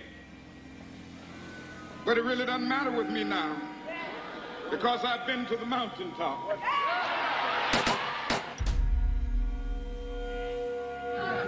My thanks to all of you, and now it's on to Chicago, and let's win there. Thank you very much. Gave a paper about all three of the big assassinations in the 60s, which was John F. Kennedy, Bobby Kennedy, and Martin Luther King. And there are certain common denominators. I call these events deep events. We've become accustomed to the idea that every now and then something is going to happen, and we just know from the beginning we're not going to get to the bottom of it. And the more they happen, the more reconciled we've become to this state of affairs. In 1978, the House Select Committee on Assassinations could not ignore there was a conspiracy in regards to the assassination of John F. Kennedy and Martin Luther King Jr. Good evening.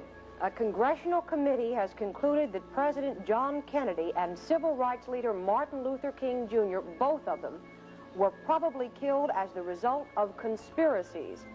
The House Assassinations Committee wound up its 2-year study by recommending that the Justice Department look into both cases. In the assassination of Dr. Martin Luther King, the committee concluded the likelihood of conspiracy. The committee's summary of findings says President Kennedy was probably assassinated as a result of a conspiracy, that its evidence establishes a high probability that 2 gunmen fired at the motorcade. The committee concluded that President Kennedy did not receive adequate Secret Service protection in Dallas, that the CIA was deficient in sharing information before and after, that the Justice Department and Warren Commission failed to pursue possible conspiracies and made their conclusions too definite. There seems to be no debate that the CIA and Secret Service were involved in the assassination, as you can clearly see 2 Secret Service agents being taken away from their positions at the back of Kennedy's vehicle just moments before the assassination. And no matter what you believe about Oswald, it has now been declassified that Oswald was trained by the CIA in 1957 under the cover of the Office of Naval Intelligence. These political assassinations continue to this day. The 11-person jury in the inquest must decide if these stills, never before seen of Diana in the Mercedes and then the crash, are the frantic moments after a tragic accident or the aftermath of a calculated murder. Mr. Al-Fayed? Mohammed Al-Fayed, Dodi's father, has long since made up his mind. I believe that my son and Princess Diana have been murdered by the royal family. He claims Diana was pregnant and about to announce her engagement to his son, an embarrassment so great, he says, that Prince Philip commissioned British Secret Service to kill the couple. Assassination is an option when the ruling class can identify an enemy who cannot be compromised. But how do they bend the population's will to do their bidding? Well, the false flag operation is one in which the attacker carries the flag of someone else. It's usually a military operation, and the purpose, of course, is to create the impression that the attacker is someone else. They want to create negative public opinion against the nation whose flag was being used. Or they may even not use a flag at all. This sort of thing is done all the time, and it's certainly not unique in history. I think we've been seeing a lot of it lately. Americans are easily motivated by false flag operations, and I think it's inevitable that we will see false flag operations in the near future. It is used in order to seize power at an accelerated pace. A very well-documented modern example of this is the Tonkin Gulf incident. There were two sets of Tonkin Gulf incidents. The first one on August 2nd were real but trivial. The second on August 4th, 2 days later, were the ones to which we actually sent planes off in retaliation and were, in theory, much bigger, a torpedo attack on a U.S. destroyer, but in fact it never happened. When McNamara visited Vietnam, he confirmed the Tonkin Gulf incident never occurred, and once again, we were lied into war. To this day, I don't know what happened on August 2nd and August 4th, 1964 in the Tonkin Gulf. The general provided the answer, saying his Navy attacked the Maddox on August 2nd, but on the 4th, nothing happened. There was absolutely nothing, he said. We know for a fact now that NSA and CIA both falsified their reports up to Johnson on that day to make it look as if there had been an attack. Upon the fall of communism, a new threat had to be established in order to maintain their military-industrial complex and keep the people in fear of invisible enemies. More modern examples of this have been used not only to start conflicts abroad, but to instill fear in large populations in order to demonize groups and further erode civil liberties. The majority of people still believe that Timothy McVeigh was a right-wing extremist who bombed the Oklahoma City building with a Ryder truck because he was upset with the government. People close to the event told a very different story. A local congressman believes that convicted bomber Timothy McVeigh and his accused co-conspirator Terry Nichols are not the only ones involved. The Oklahoma State Representative Charles Key produced a videotape featuring witnesses who claim to have seen Timothy McVeigh with another man the morning of the bombing. He was wearing a ball cap. Timothy McVeigh had his on backwards, which just like this. It was on his head. The other gentleman had his on like this. In fact, the FBI had actively pursued John Doe No. 2 in its initial investigation, then denied his existence altogether. There were also multiple reports that explosives were found inside the Murrah building.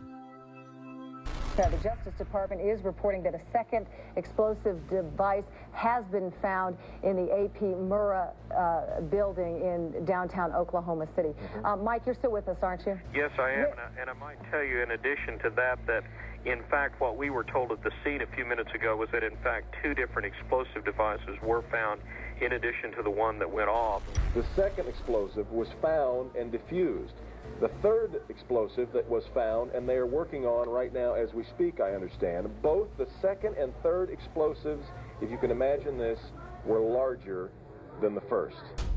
Bomb squads were actually caught on video pulling into the building to retrieve these devices. They'll back that trailer down there, and the bomb squad folks will go in, and they will use that trailer. You see the bucket on the back there, sort of, this is how they would transport the explosive device away from this populated area to try to do something with it. I just took a look down the street at the Murrah building again. I see another bomb truck going, so apparently they're going to try to get out that third bomb that's been talked about. This was even confirmed by the governor at the time, Frank Keating. One device was deactivated. Apparently there's another device, and obviously whatever did the damage to the Murrah building was a tremendous, very sophisticated explosive device. Members of the ATF who would have normally been in the building were tipped off prior to the bombing. He saw what appeared to be a police bomb squad truck near the Murrah building 2 hours before the blast. It had a shield on the side of the door, and it said bomb disposal or bomb squad below it, and I really found that interesting. Another witness who spoke to ABC News on the condition of anonymity will tell the grand jury tomorrow he was told by an ATF official agents working in the building had been warned in advance not to come to work. He just came out and told me that the ATF wasn't in the building that day. They'd been tipped by their pagers not to come to work, which I was flabbergasted. McVeigh would even claim in a letter written to his sister, which was published by the New York Times, that he was actually recruited for black operations, which included smuggling drugs into the United States, as well as assassinations. One may brush this off as the ravings of a madman. However, McVeigh was filmed at the Camp Grafton military facility in North Dakota on August 3, 1993. McVeigh's official records state that he was discharged over a year prior from the Army Reserve in May of 1992. Perhaps even more interesting is that Camp Grafton was specializing in training troops in explosives and demolitions at the time. When all was said and done, the security tapes reported to have captured the entire thing on video were rounded up and classified. In 2009, they were finally released, and magically none of them caught the bombing. The excuse being they were all having their tapes changed at that exact moment. This event would be labeled domestic extremism, which was used to demonize critics of world government, militias, and create fear within the populace. Muslim extremism seemed to show its ugly face in then unprecedented fashion on February 26, 1993. A truck bomb had gone off in the parking area of the World Trade Center. Luckily, the bombers failed to follow instructions and parked the truck carrying the explosives against the main support column. What is not discussed, however, is the bomb was actually built by an FBI informant under the supervision of the FBI. Ahmed Salam, a former Egyptian army officer who had been doing undercover work for the FBI, was the man who actually built the bomb. When he was told that he would have to use real bomb-making material instead of harmless substitutes, he became suspicious and began taping his conversations with FBI officials. Last winter, the FBI was praised for its speed in cracking the case of the World Trade Center bombing and bringing 4 suspects to trial. Now, there is some evidence that the FBI may have known of the plot in advance through an informant and might even have stopped the bombing that killed 6 people. Notice the media emphasizes that they might have been able to stop it. They then gloss over the fact that the bomb was built by their agent under FBI supervision in conjunction with the district attorney. FBI agents might have been able to prevent last February's deadly explosion at New York's World Trade Center. They discussed secretly substituting harmless powder for the explosives, but they didn't, according to the FBI's own informant, Imad Salem. Unbeknownst to the FBI at the time, Salem recorded many of his conversations with his handlers. The actual recording where Salam discusses this with his FBI handler, John Antisev, was released years after the trial. You got paid regularly for good information. I mean, the expenses were a little bit out of the ordinary, and it was really questioned. Don't tell Nancy I told you this. Well, I have to tell her, of course. Well, then if you have to, you have to. Yeah, because, I mean, the lady was being honest, and I was being honest, and everything was submitted with a receipt. Yeah. And now it's questionable. It's not questionable. It's like a little out of ordinary. Okay. You know. All right. I don't think it was. If that's what you think, guys, fine. But I don't think that, because we was start already building the bomb, which is went off in the World Trade Center. It was built by supervision from the Bureau and the GA, and we was all informed about it, and we know that the bomb start to be built. By who? By your confidential informant. What a wonderful, great case. Following the convictions of the Muslims who were too inept to make their own bomb and park the vehicle in the proper area, Salam was pulled into the FBI's Witness Protection Program, where he has never been heard from again. Prior to the largest and most devastating terrorist attack on U.S. soil, the United States was poised as the first truly global superpower.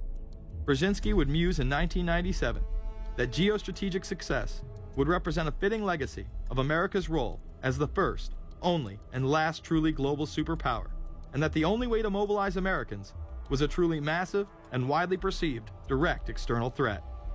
In September of 2000, a neoconservative think tank called the Project for a New American Century echoed Brzezinski's statements, saying the United States is the world's only superpower, combining preeminent military power, global technological leadership, and the world's largest economy.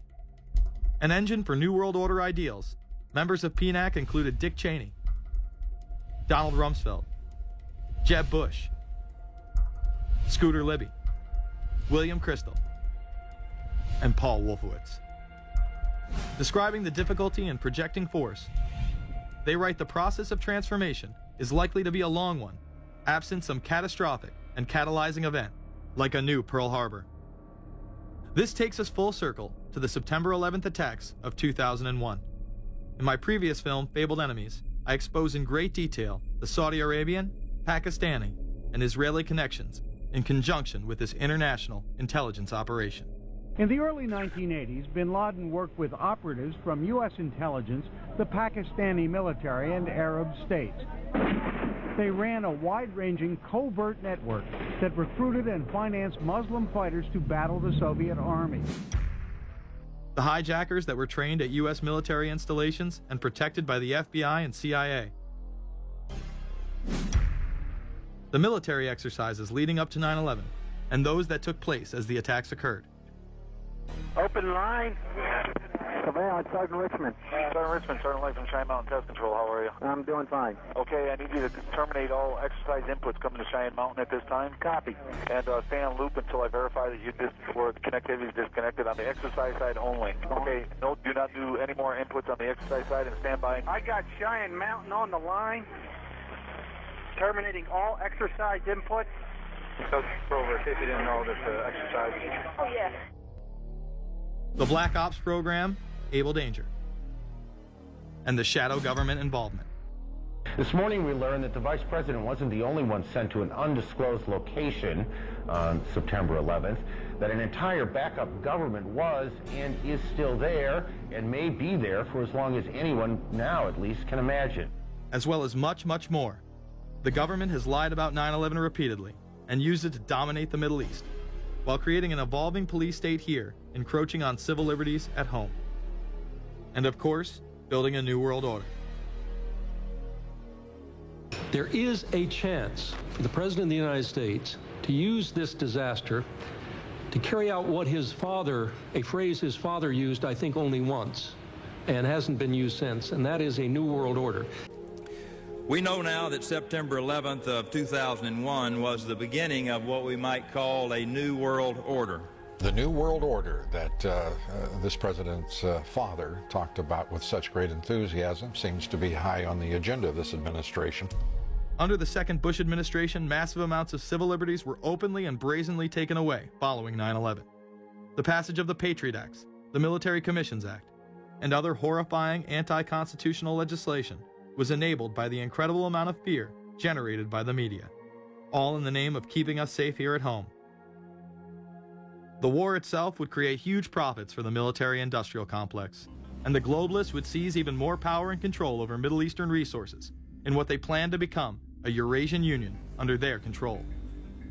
Although the establishment claimed to be fighting for our freedom abroad, they were destroying our sovereignty by stealth.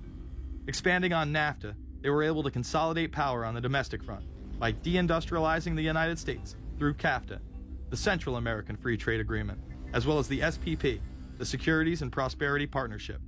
Opponents, however, say the initiative is nothing less than a plan to create a North American Union that would eliminate sovereignty for all three nations. Building on the North American Free Trade Agreement, the NAFTA section of the Commerce Department is busy drafting laws and regulations for a North American Union, a union of Canada, America, and Mexico. The President has attended secret meetings and signed at least 2 agreements under the Security and Prosperity Partnership Program.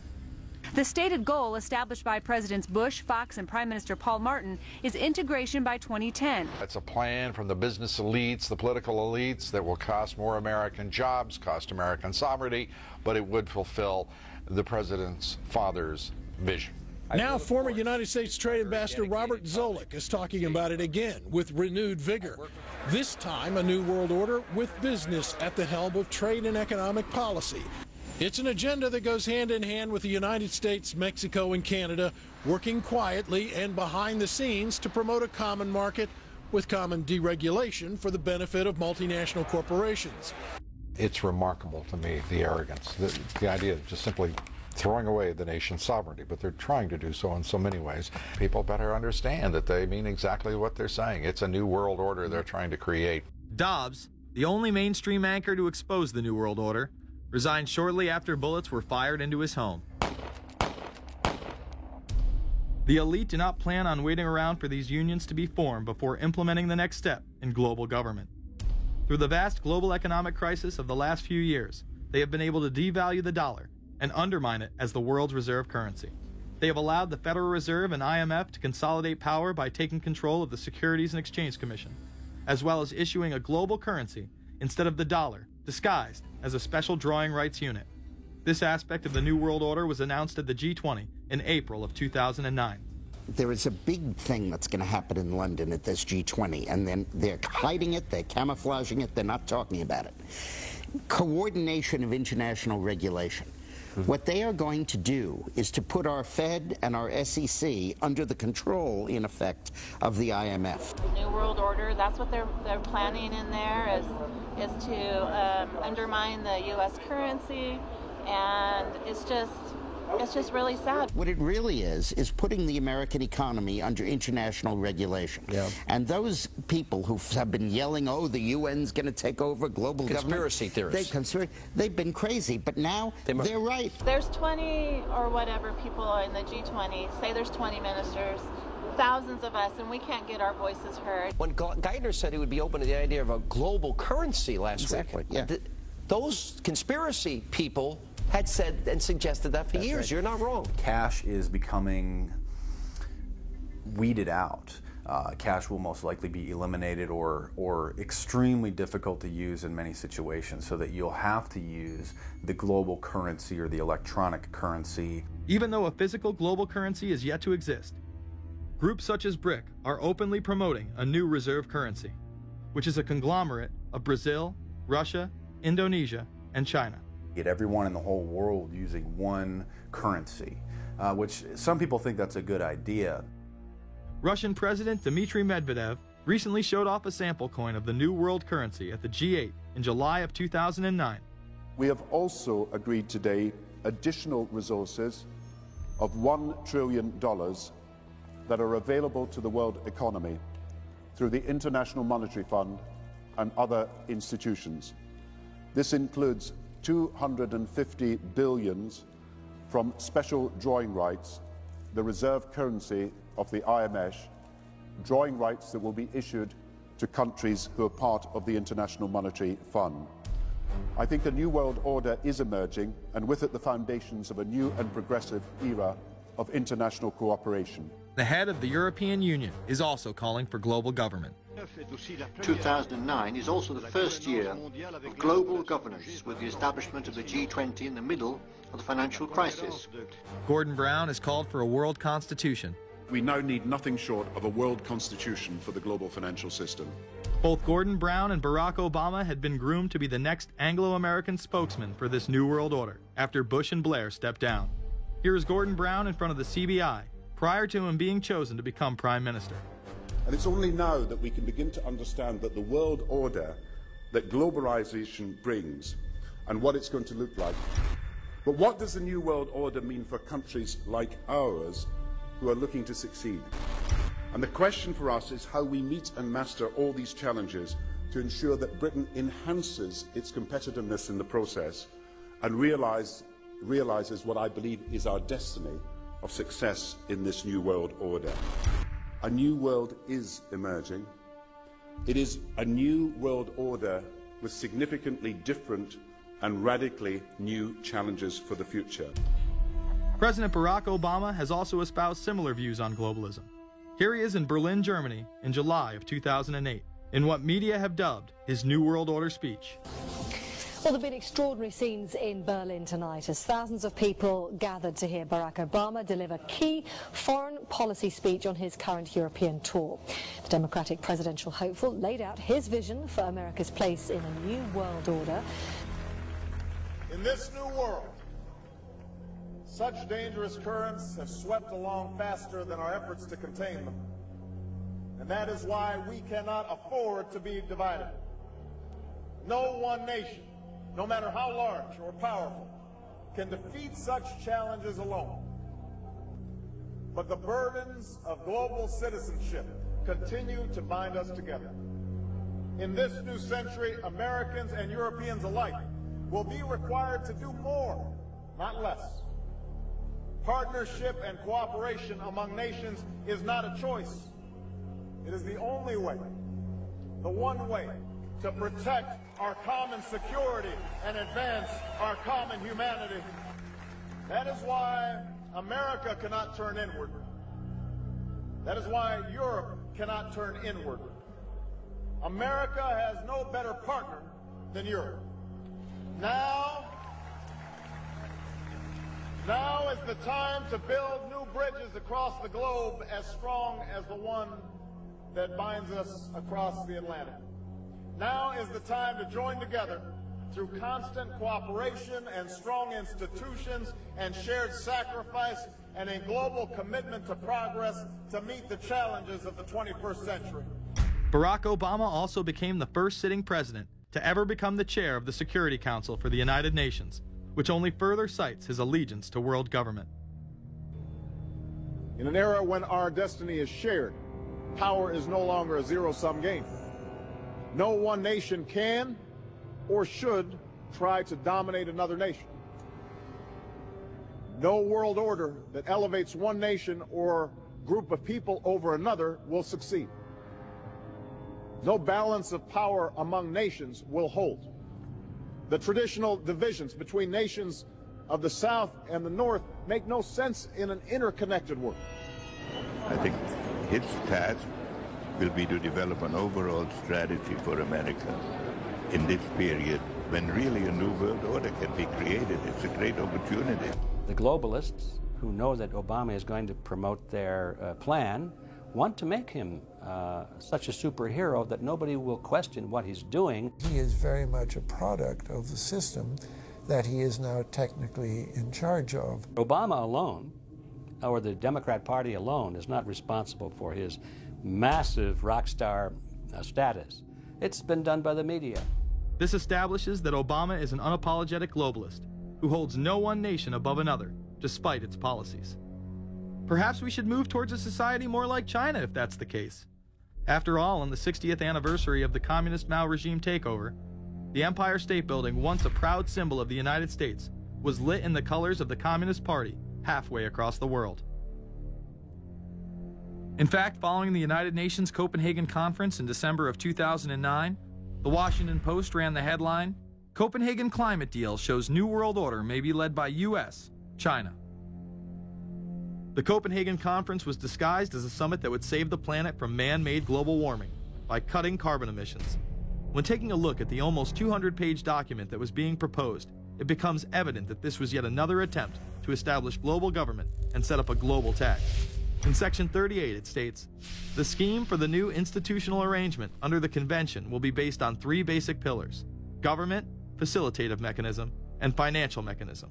In Section 47, subsection F, it discusses cap-and-trade schemes and carbon taxes and the use of new and existing flexible carbon market mechanisms. These cap-and-trade schemes were just that, a scheme to further transfer the wealth from the poor to the ultra-rich. One of the ways it will drive the change is through global governance and global agreements. The fact that our president even attended should be considered treason. Just weeks before the conference, ClimateGate hit the media. Secret emails confirm that many of the United Nations lead scientists had engaged in fraud in order to promote the idea that man-made global warming was occurring and that carbon dioxide was a toxic gas. In reality, they admitted the Earth had been cooling for the last decade and that they had destroyed the source data in order to ensure the scientific community would be unable to review their findings. Bill Jones was forced to resign from his position at East Anglia University, and Penn State has launched an investigation into Michael Mann. Because of the scandal, many countries refused to sign the agreement, and instead only 25 heads of state, including rock star president and savior Barack Obama, signed a much shorter and broader accord. The document states that a high-level panel will be created, and that parties will be subject to domestic auditing, supervision, and assessment. The climate conference in Copenhagen is another step towards the global management of our planet. The idea that carbon dioxide, the life force for plants here on Earth, is a toxic gas and should be taxed is laughable. There have been numerous periods of time in which the Earth has had vastly more carbon in the atmosphere than present day. In areas where there have been volcanic eruptions which emit large amounts of CO2, plants have benefited, and there is no negative impact on the surrounding environment, as well as indigenous people from the excess carbon dioxide. The globalists promote this theory to keep mankind in fear, not only for the establishment of a global government and a global carbon tax, but the literal control of the entire planet. An even darker side to the scam of man-made global warming exists. In reality, it's about population control. Ted Turner reveals himself here in this interview with Charlie Rose. We've got to stabilize the population. When I was born, there were what's wrong with the population? I mean, with too many people. That's why we have global warming. We have global warming because too many people are using too much stuff. We've got to stabilize population on a voluntary basis. Everybody in the world's got to pledge to themselves that 1 or 2 children is it. Not doing it will be catastrophic. We'll have 8 degrees, we'll be 8 degrees hotter in 30 or 40 years, and basically none of the crops will grow. Most of the people will have died, and the rest of us will be cannibals. Civilization will have broken down. What the few people who are left will be living in a failed state like Somalia or Sudan, and living conditions will be intolerable. The droughts will be so bad there'll be no more corn growing. Not doing it is suicide. Unbelievably, when Turner met with other globalists, David Rockefeller, Warren Buffett, Bill Gates, Michael Bloomberg, and even Oprah Winfrey to discuss population control, they were portrayed as superheroes. Behind closed doors on this New York campus, a secret gathering of some of the world's most powerful people. Gates, Buffett, Bloomberg, Winfrey. It was like, well, it was like the Super Friends. In the great hall of the Justice League, there are assembled the world's 4 greatest heroes. Together with others at the meeting, including George Soros, Ted Turner, David Rockefeller, they're worth more than $125 billion. The new Superman and Wonder Woman, the super rich friends, not fighting bad guys, but fighting for good nonetheless. Would a superhero call for a one-child policy? Would a superhero call for population control? In a recent interview, he claims that 2 billion people would be ideal. That means 4 billion plus must die to accommodate a man who owns more acreage than anyone else on the planet. Let's not forget that Ted Turner is the president of the United Nations Foundation. There are countless examples of how we are being indoctrinated to accept these kind of conditions and believe that man and his activities are the problem. From the promotion of climate cops, we're the carbon cops and we're on the lookout for energy wasters, to phony liberals and conservatives getting together to promote climate change. Hell, let's face it, we're polar opposites. We couldn't be further apart. I'm on the left, and I'm usually right. And we strongly disagree. Except on one issue. Tell them what it is, Reverend Pat. That would be our planet. Taking care of it is extremely important. We all need to work together, liberals and conservatives. So get involved. It's the right thing to do. Now there you go again. The New World Order will stop at nothing to achieve planetary dominance, whether it be assassination, wars based on lies, and even a phony environmental movement. So it should come as no surprise that they have been tracking, tracing, and databasing our lives for years. Many people are aware that the Bush administration engaged in warrantless wiretaps on American citizens. What they don't understand is that it has come out in court that all the major telecommunications companies have been secretly storing every piece of data received from our phones and our computers and handing them over to the National Security Agency. You heard about the government secretly listening in on phone conversations without a warrant, but there is evidence that your email is also being tapped. The government has been intercepting most emails as part of its terrorist surveillance program. That program has been criticized as illegal because it's missing an important ingredient: search warrants. Several years ago, Klein says he came to suspect that AT&T had installed secret computer gear designed to spy on internet traffic at the request of the National Security Agency. This is just a small part of the picture, as AT&T was not the only company involved and emails were not the only issue. The NSA was installing Norris Insight systems, which are capable of monitoring billions of bits of internet traffic per second. It was also able to monitor any calls trafficked through its system, all websites visited, all instant messaging, and separate types of transaction records. The secret room at AT&T contains gear which enables the government to look at every individual message on the internet and analyze exactly what people are doing. Here's another document. It mentions a company called Narus. Narus makes computer software that can swallow and analyze 10 gigabytes of information every second. That means it could go through all the information in all the books in the Library of Congress in a little over 15 minutes. The documents Klein and others were able to produce were then censored by the NSA. Bankston isn't allowed to talk about the documents in detail. The government has since had them sealed. But he says what is in there boggles the mind. We are talking about a substantial portion of all the communications traffic in the United States. The policies have been shielded by the Obama administration and continue to this day. Attorney General Holder has publicly stated lawsuits be thrown out of court, and after several attempts, Klein and other cases were thrown out as well, once again citing the national security of what used to be a constitutional republic, not a massive corrupt slave state. Living in the New World Order, when it's close to completion, for the average citizen, for people like you and me, is going to be essentially slavery. We're never going to be able to get ahead. We're never going to be able to amass enough wealth, essentially to retire or to do what we want to do in life. We're going to constantly be working for the man. They're creating essentially a two-class system. So it's going to be an inner ruling elite and then everyone else. And I got news for you. You're everyone else. The New World Order that is currently being built revolves around creating a global technopoly ruled by the elite, in which they dominate and control a severely reduced populace, which they treat as their pets. In the New World Order, the people are the enemy. Internal documents released in March of 2009 reveal that the Department of Homeland Security is targeting citizens who discussed the New World Order, people with a Christian identity or sovereign citizens who argue that the government has gotten away from the intent of the Constitution and are strong states' rights advocates.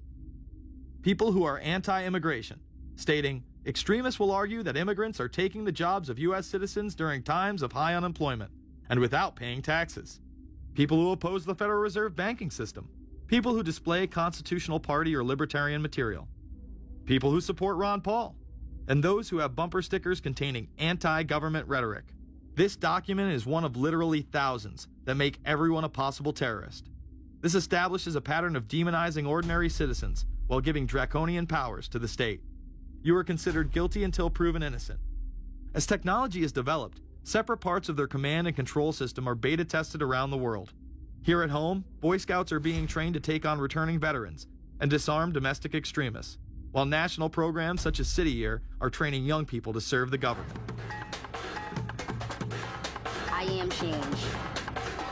I am fierce. In the United Kingdom, it has been established there are over 4 million CCTV cameras. That is around one camera for every 14 citizens. Their purpose is not to solve crime, as it takes 1,000 CCTV cameras to solve just one crime. It is to create a tattletale society in which everyone is under constant surveillance by the state and those around them. The company Internet Eyes is now paying people to log onto the internet and watch CCTV cameras in real time as they turn in criminals for cash. Families deemed by the state to be unfit in England have now been put under 24-hour CCTV supervision in their homes. This program has plans for 20,000 families in England, which is to double in the next 2 years. Your every move in both your home and the outside world is under constant surveillance by a criminal elite who operate above the law. As we are constantly under the microscope, their activities remain in the shadows. Obama extended diplomatic immunity to Interpol with Executive Order 12,425, further empowering criminal behavior within our own government. In the Middle East, endless wars will continue. Under the Obama administration, we have sent tens of thousands of more troops into Afghanistan, all while the same network exposed in the Iran-Contra affair discussed earlier controls the opium trade. It was revealed in October of 2009 that the CIA had been funding puppet Afghani leader Hamid Karzai's warlord brother for the last 8 years. He is the lead opium dealer in the region. It seems the same cartel that was dealing drugs in the 80s and 90s never stopped. After all, how else could the government fund black operation programs across the board?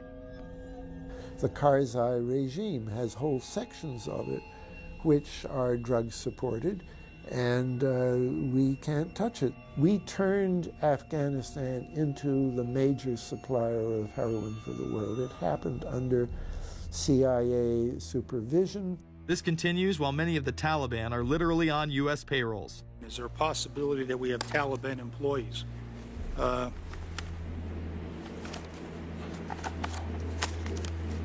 commander in the field, or I should say the COCOM commander, General Petraeus, has made it a conscious effort to, as part of his coin strategy, to hire local nationals.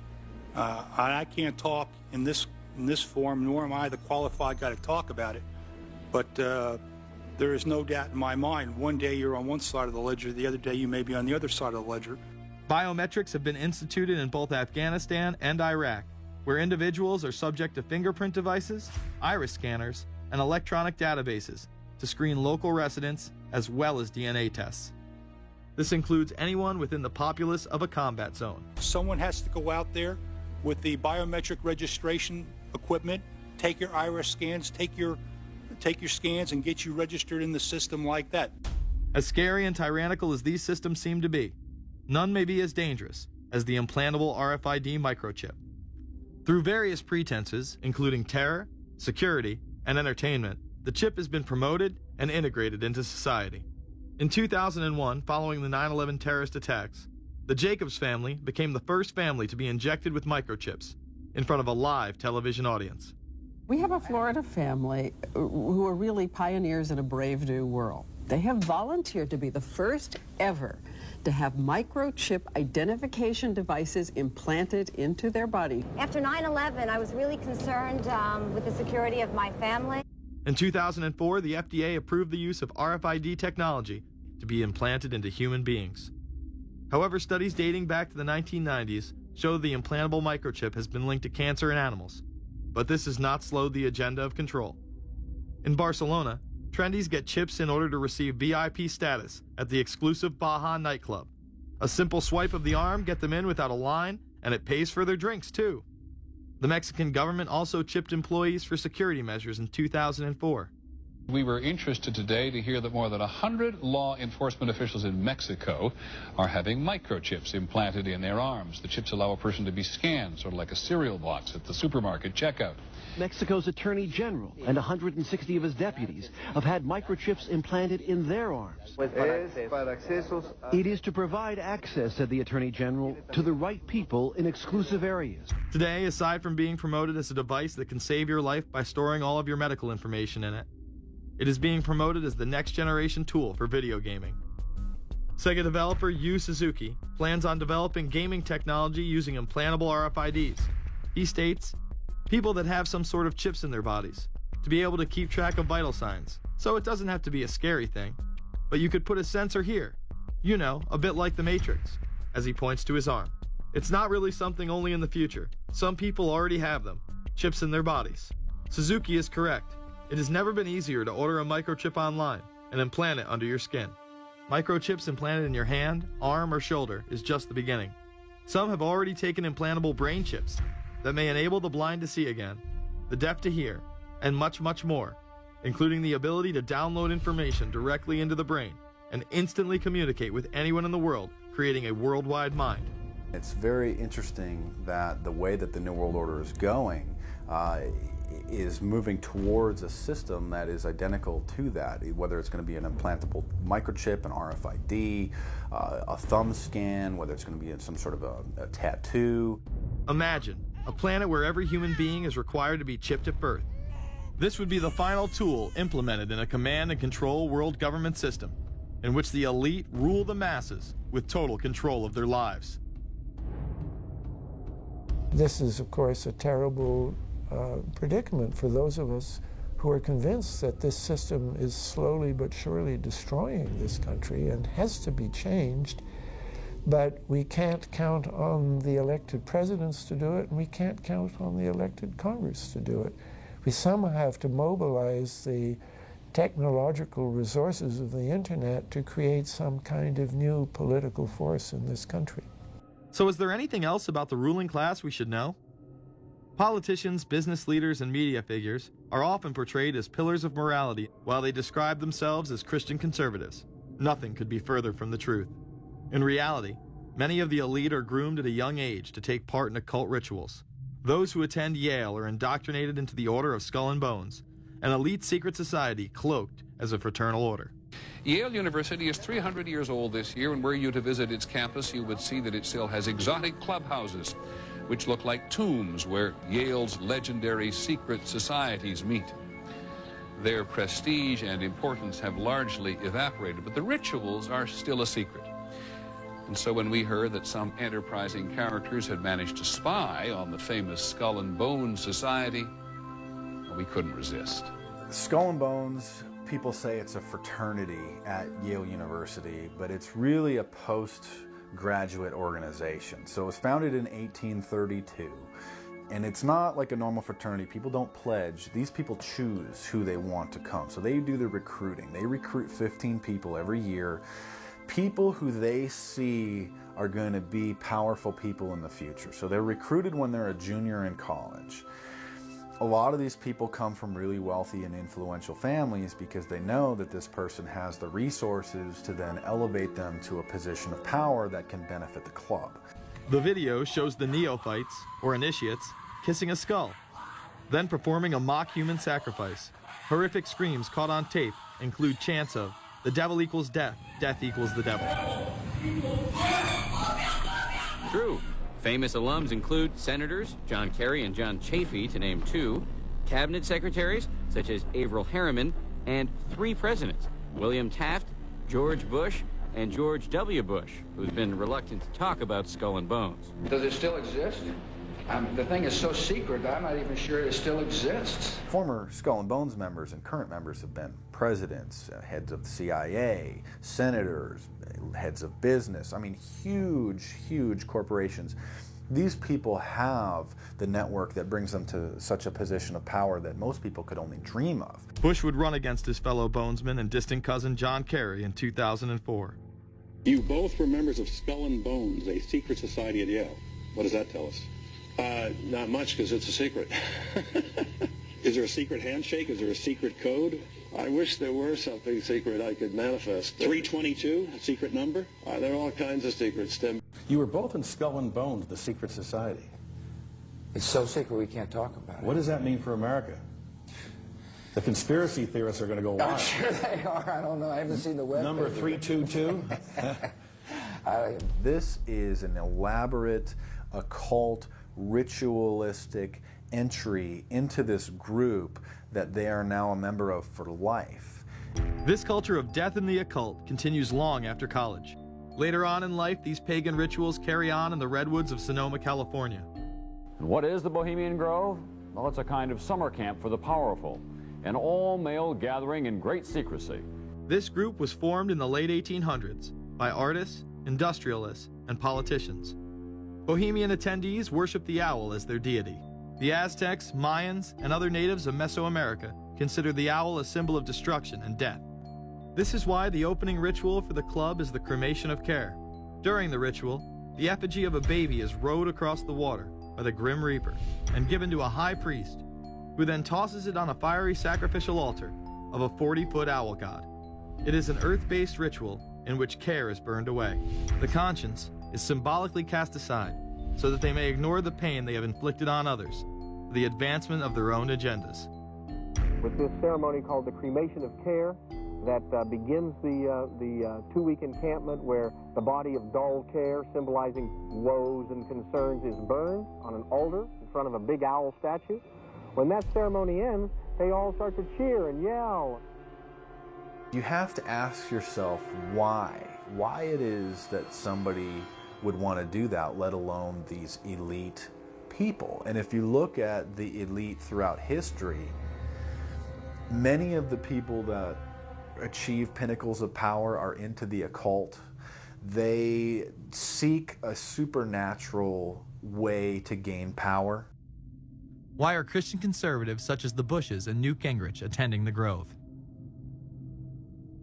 And I recognize I'm not going to be invited to Renaissance Weekend or that Bohemian deal where Newt, Rush, and Dick all sit in a teepee naked beating on tom-toms.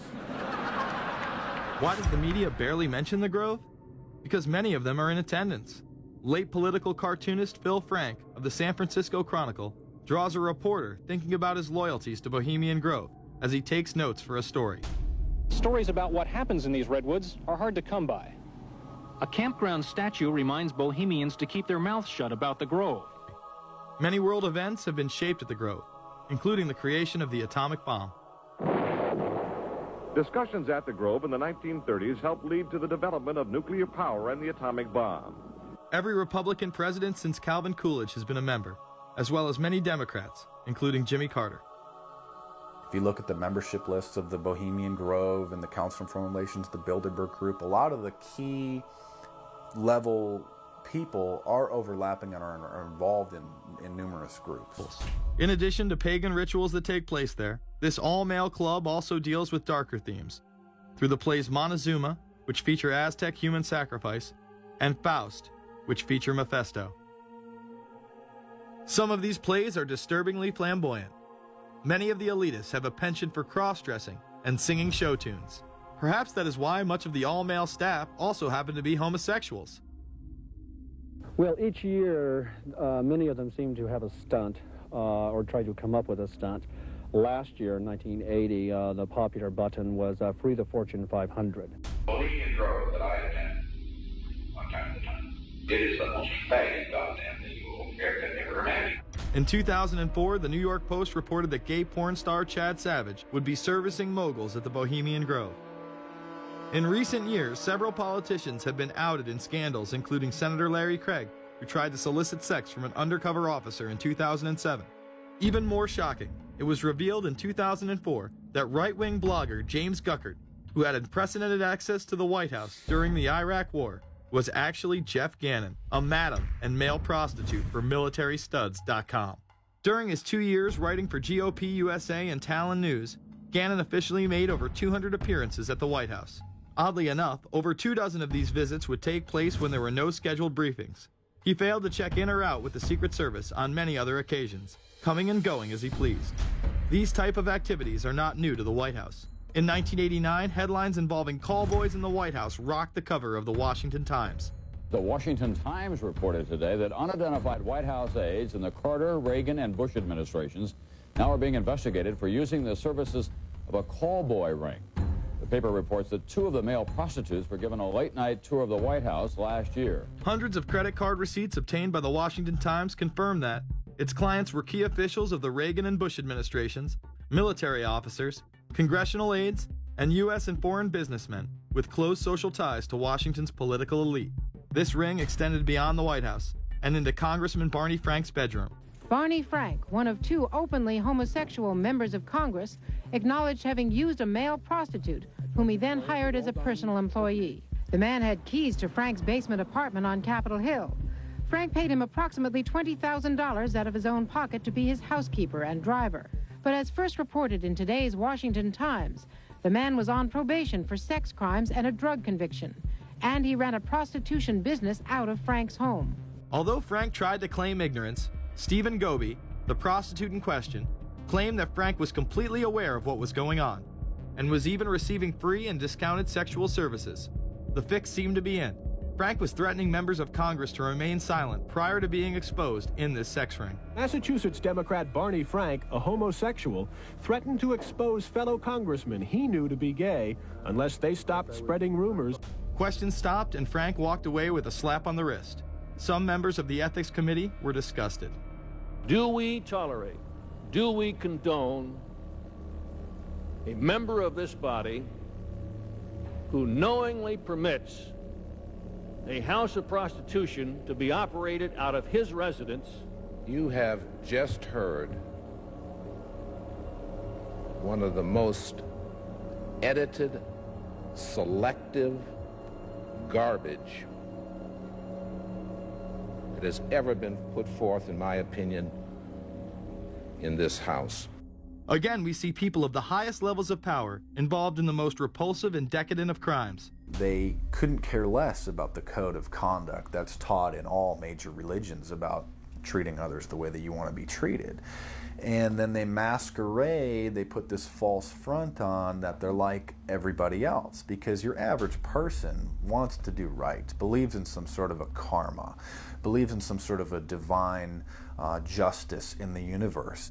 And so these people need to put on this front that they're like the average Joe in middle America, that they go to church every once in a while, and that they believe in an afterlife and a divine justice. And so they have to put on this front that they're like everybody else in order to get elected and to be accepted and to not have people look at them suspiciously, because if somebody goes around and openly admits that they were an atheist or that they were of some obscure religion, people aren't going to throw their support behind them as much, and they're not going to trust them as easily.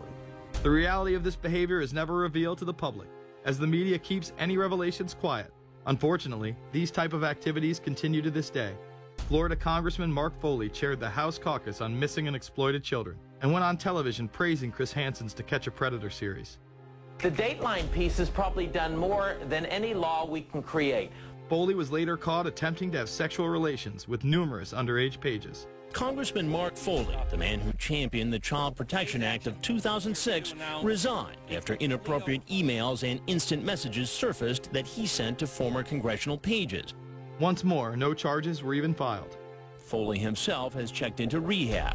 No one has been charged with any crime. The predator class acts like Roman emperors, indulging in excess that includes sex with young boys while portraying themselves as men of the Lord. The insanity is that we have allowed an interwoven elite criminal class to rule over us while posing as the saviors of the planet. We have learned they will stop at nothing to achieve their goals and are not held accountable for their crimes. They prey on the system rather than protect it. This is not a new world order of peace and prosperity. It is not a world government to save the earth. During difficult times, we must remain ever vigilant against seemingly positive solutions imposed to suit their aims. Crises there will continue to be.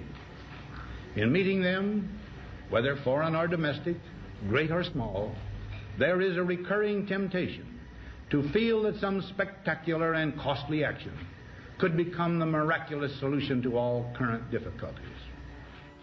We are threatened by a superclass that control the flow of information and hide technology from the public. The prospect of domination of the nation's scholars by federal employment, project allocations, and the power of money is ever present and is gravely to be regarded. We must also be alert to the equal and opposite danger that public policy could itself become the captive of a scientific, technological elite. It is time to put down the remote control, to turn off your Xbox, and start paying attention. It is time to step away from everyday luxuries and pop culture and take action against a monolithic, concentrated evil in order to save what's left of humanity. We must now trade in our apathy for action in order to defeat this invisible empire.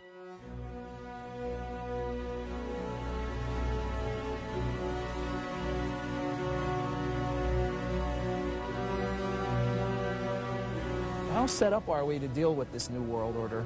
I think we're going to hear a lot about that today. Let's take the New World Order. It's an interesting phrase. I've been thinking a little bit about the structure of the world, right? The New World Order, as everybody says. The peace could yield to the pernicious New World Order. The New World Order. The New World Order. The New World Order. The New World Order. This New World Order. Stay fixed on your goal of imposing the New World Order. We kept talking about a New World Order. A New World Order. That's what we need now. A new world order with swing. One war and one victory doth not a new world order make. Conservatives used to believe in the United States of America rather than the United States of the New World Order. The ambition to create a new world order. Whose world order is this? And of course, what he called it was the New World Order. Respect for a new world order. We can see a new world coming into view, et cetera, et cetera. That's the core of the New World Order that we want to try to build. It's the sole superpower, New World Order. New World Order. A new world order. To a new world order of peace. Let's say a new world order, for want of a better term. Entities of the new world order. The whole concept of New World Order is something else. It really says that the state is God. The state will play a bigger role in the economy. New order. What Wilson wanted was a new world order, not just a new world order. In order to compete in the New World Order. Compete in this new world order. This is the third leg of the New World Order. We had the World Bank, we had the IMF, and now we had the World Trade Organization. A rigid New World Order. This hoped-for New World Order. Constructing a new world order in the New World Order of the 21st century. The new world order we're going to put in place in this New World Order. In this new world order. The patriots in this country are not going to see their rights diminished in order to create a new world order. That President Bush has described as a new world order, which we all share that same desire. A new world order is surely in the making here. Are we ready for the new world order? It's a timely and often controversial question. You don't hear a politician speak the way you do in America. It's about the future of Europe and a new world order. Mr. President, thank you so much, and I hope to have you again, and I hope to see you again.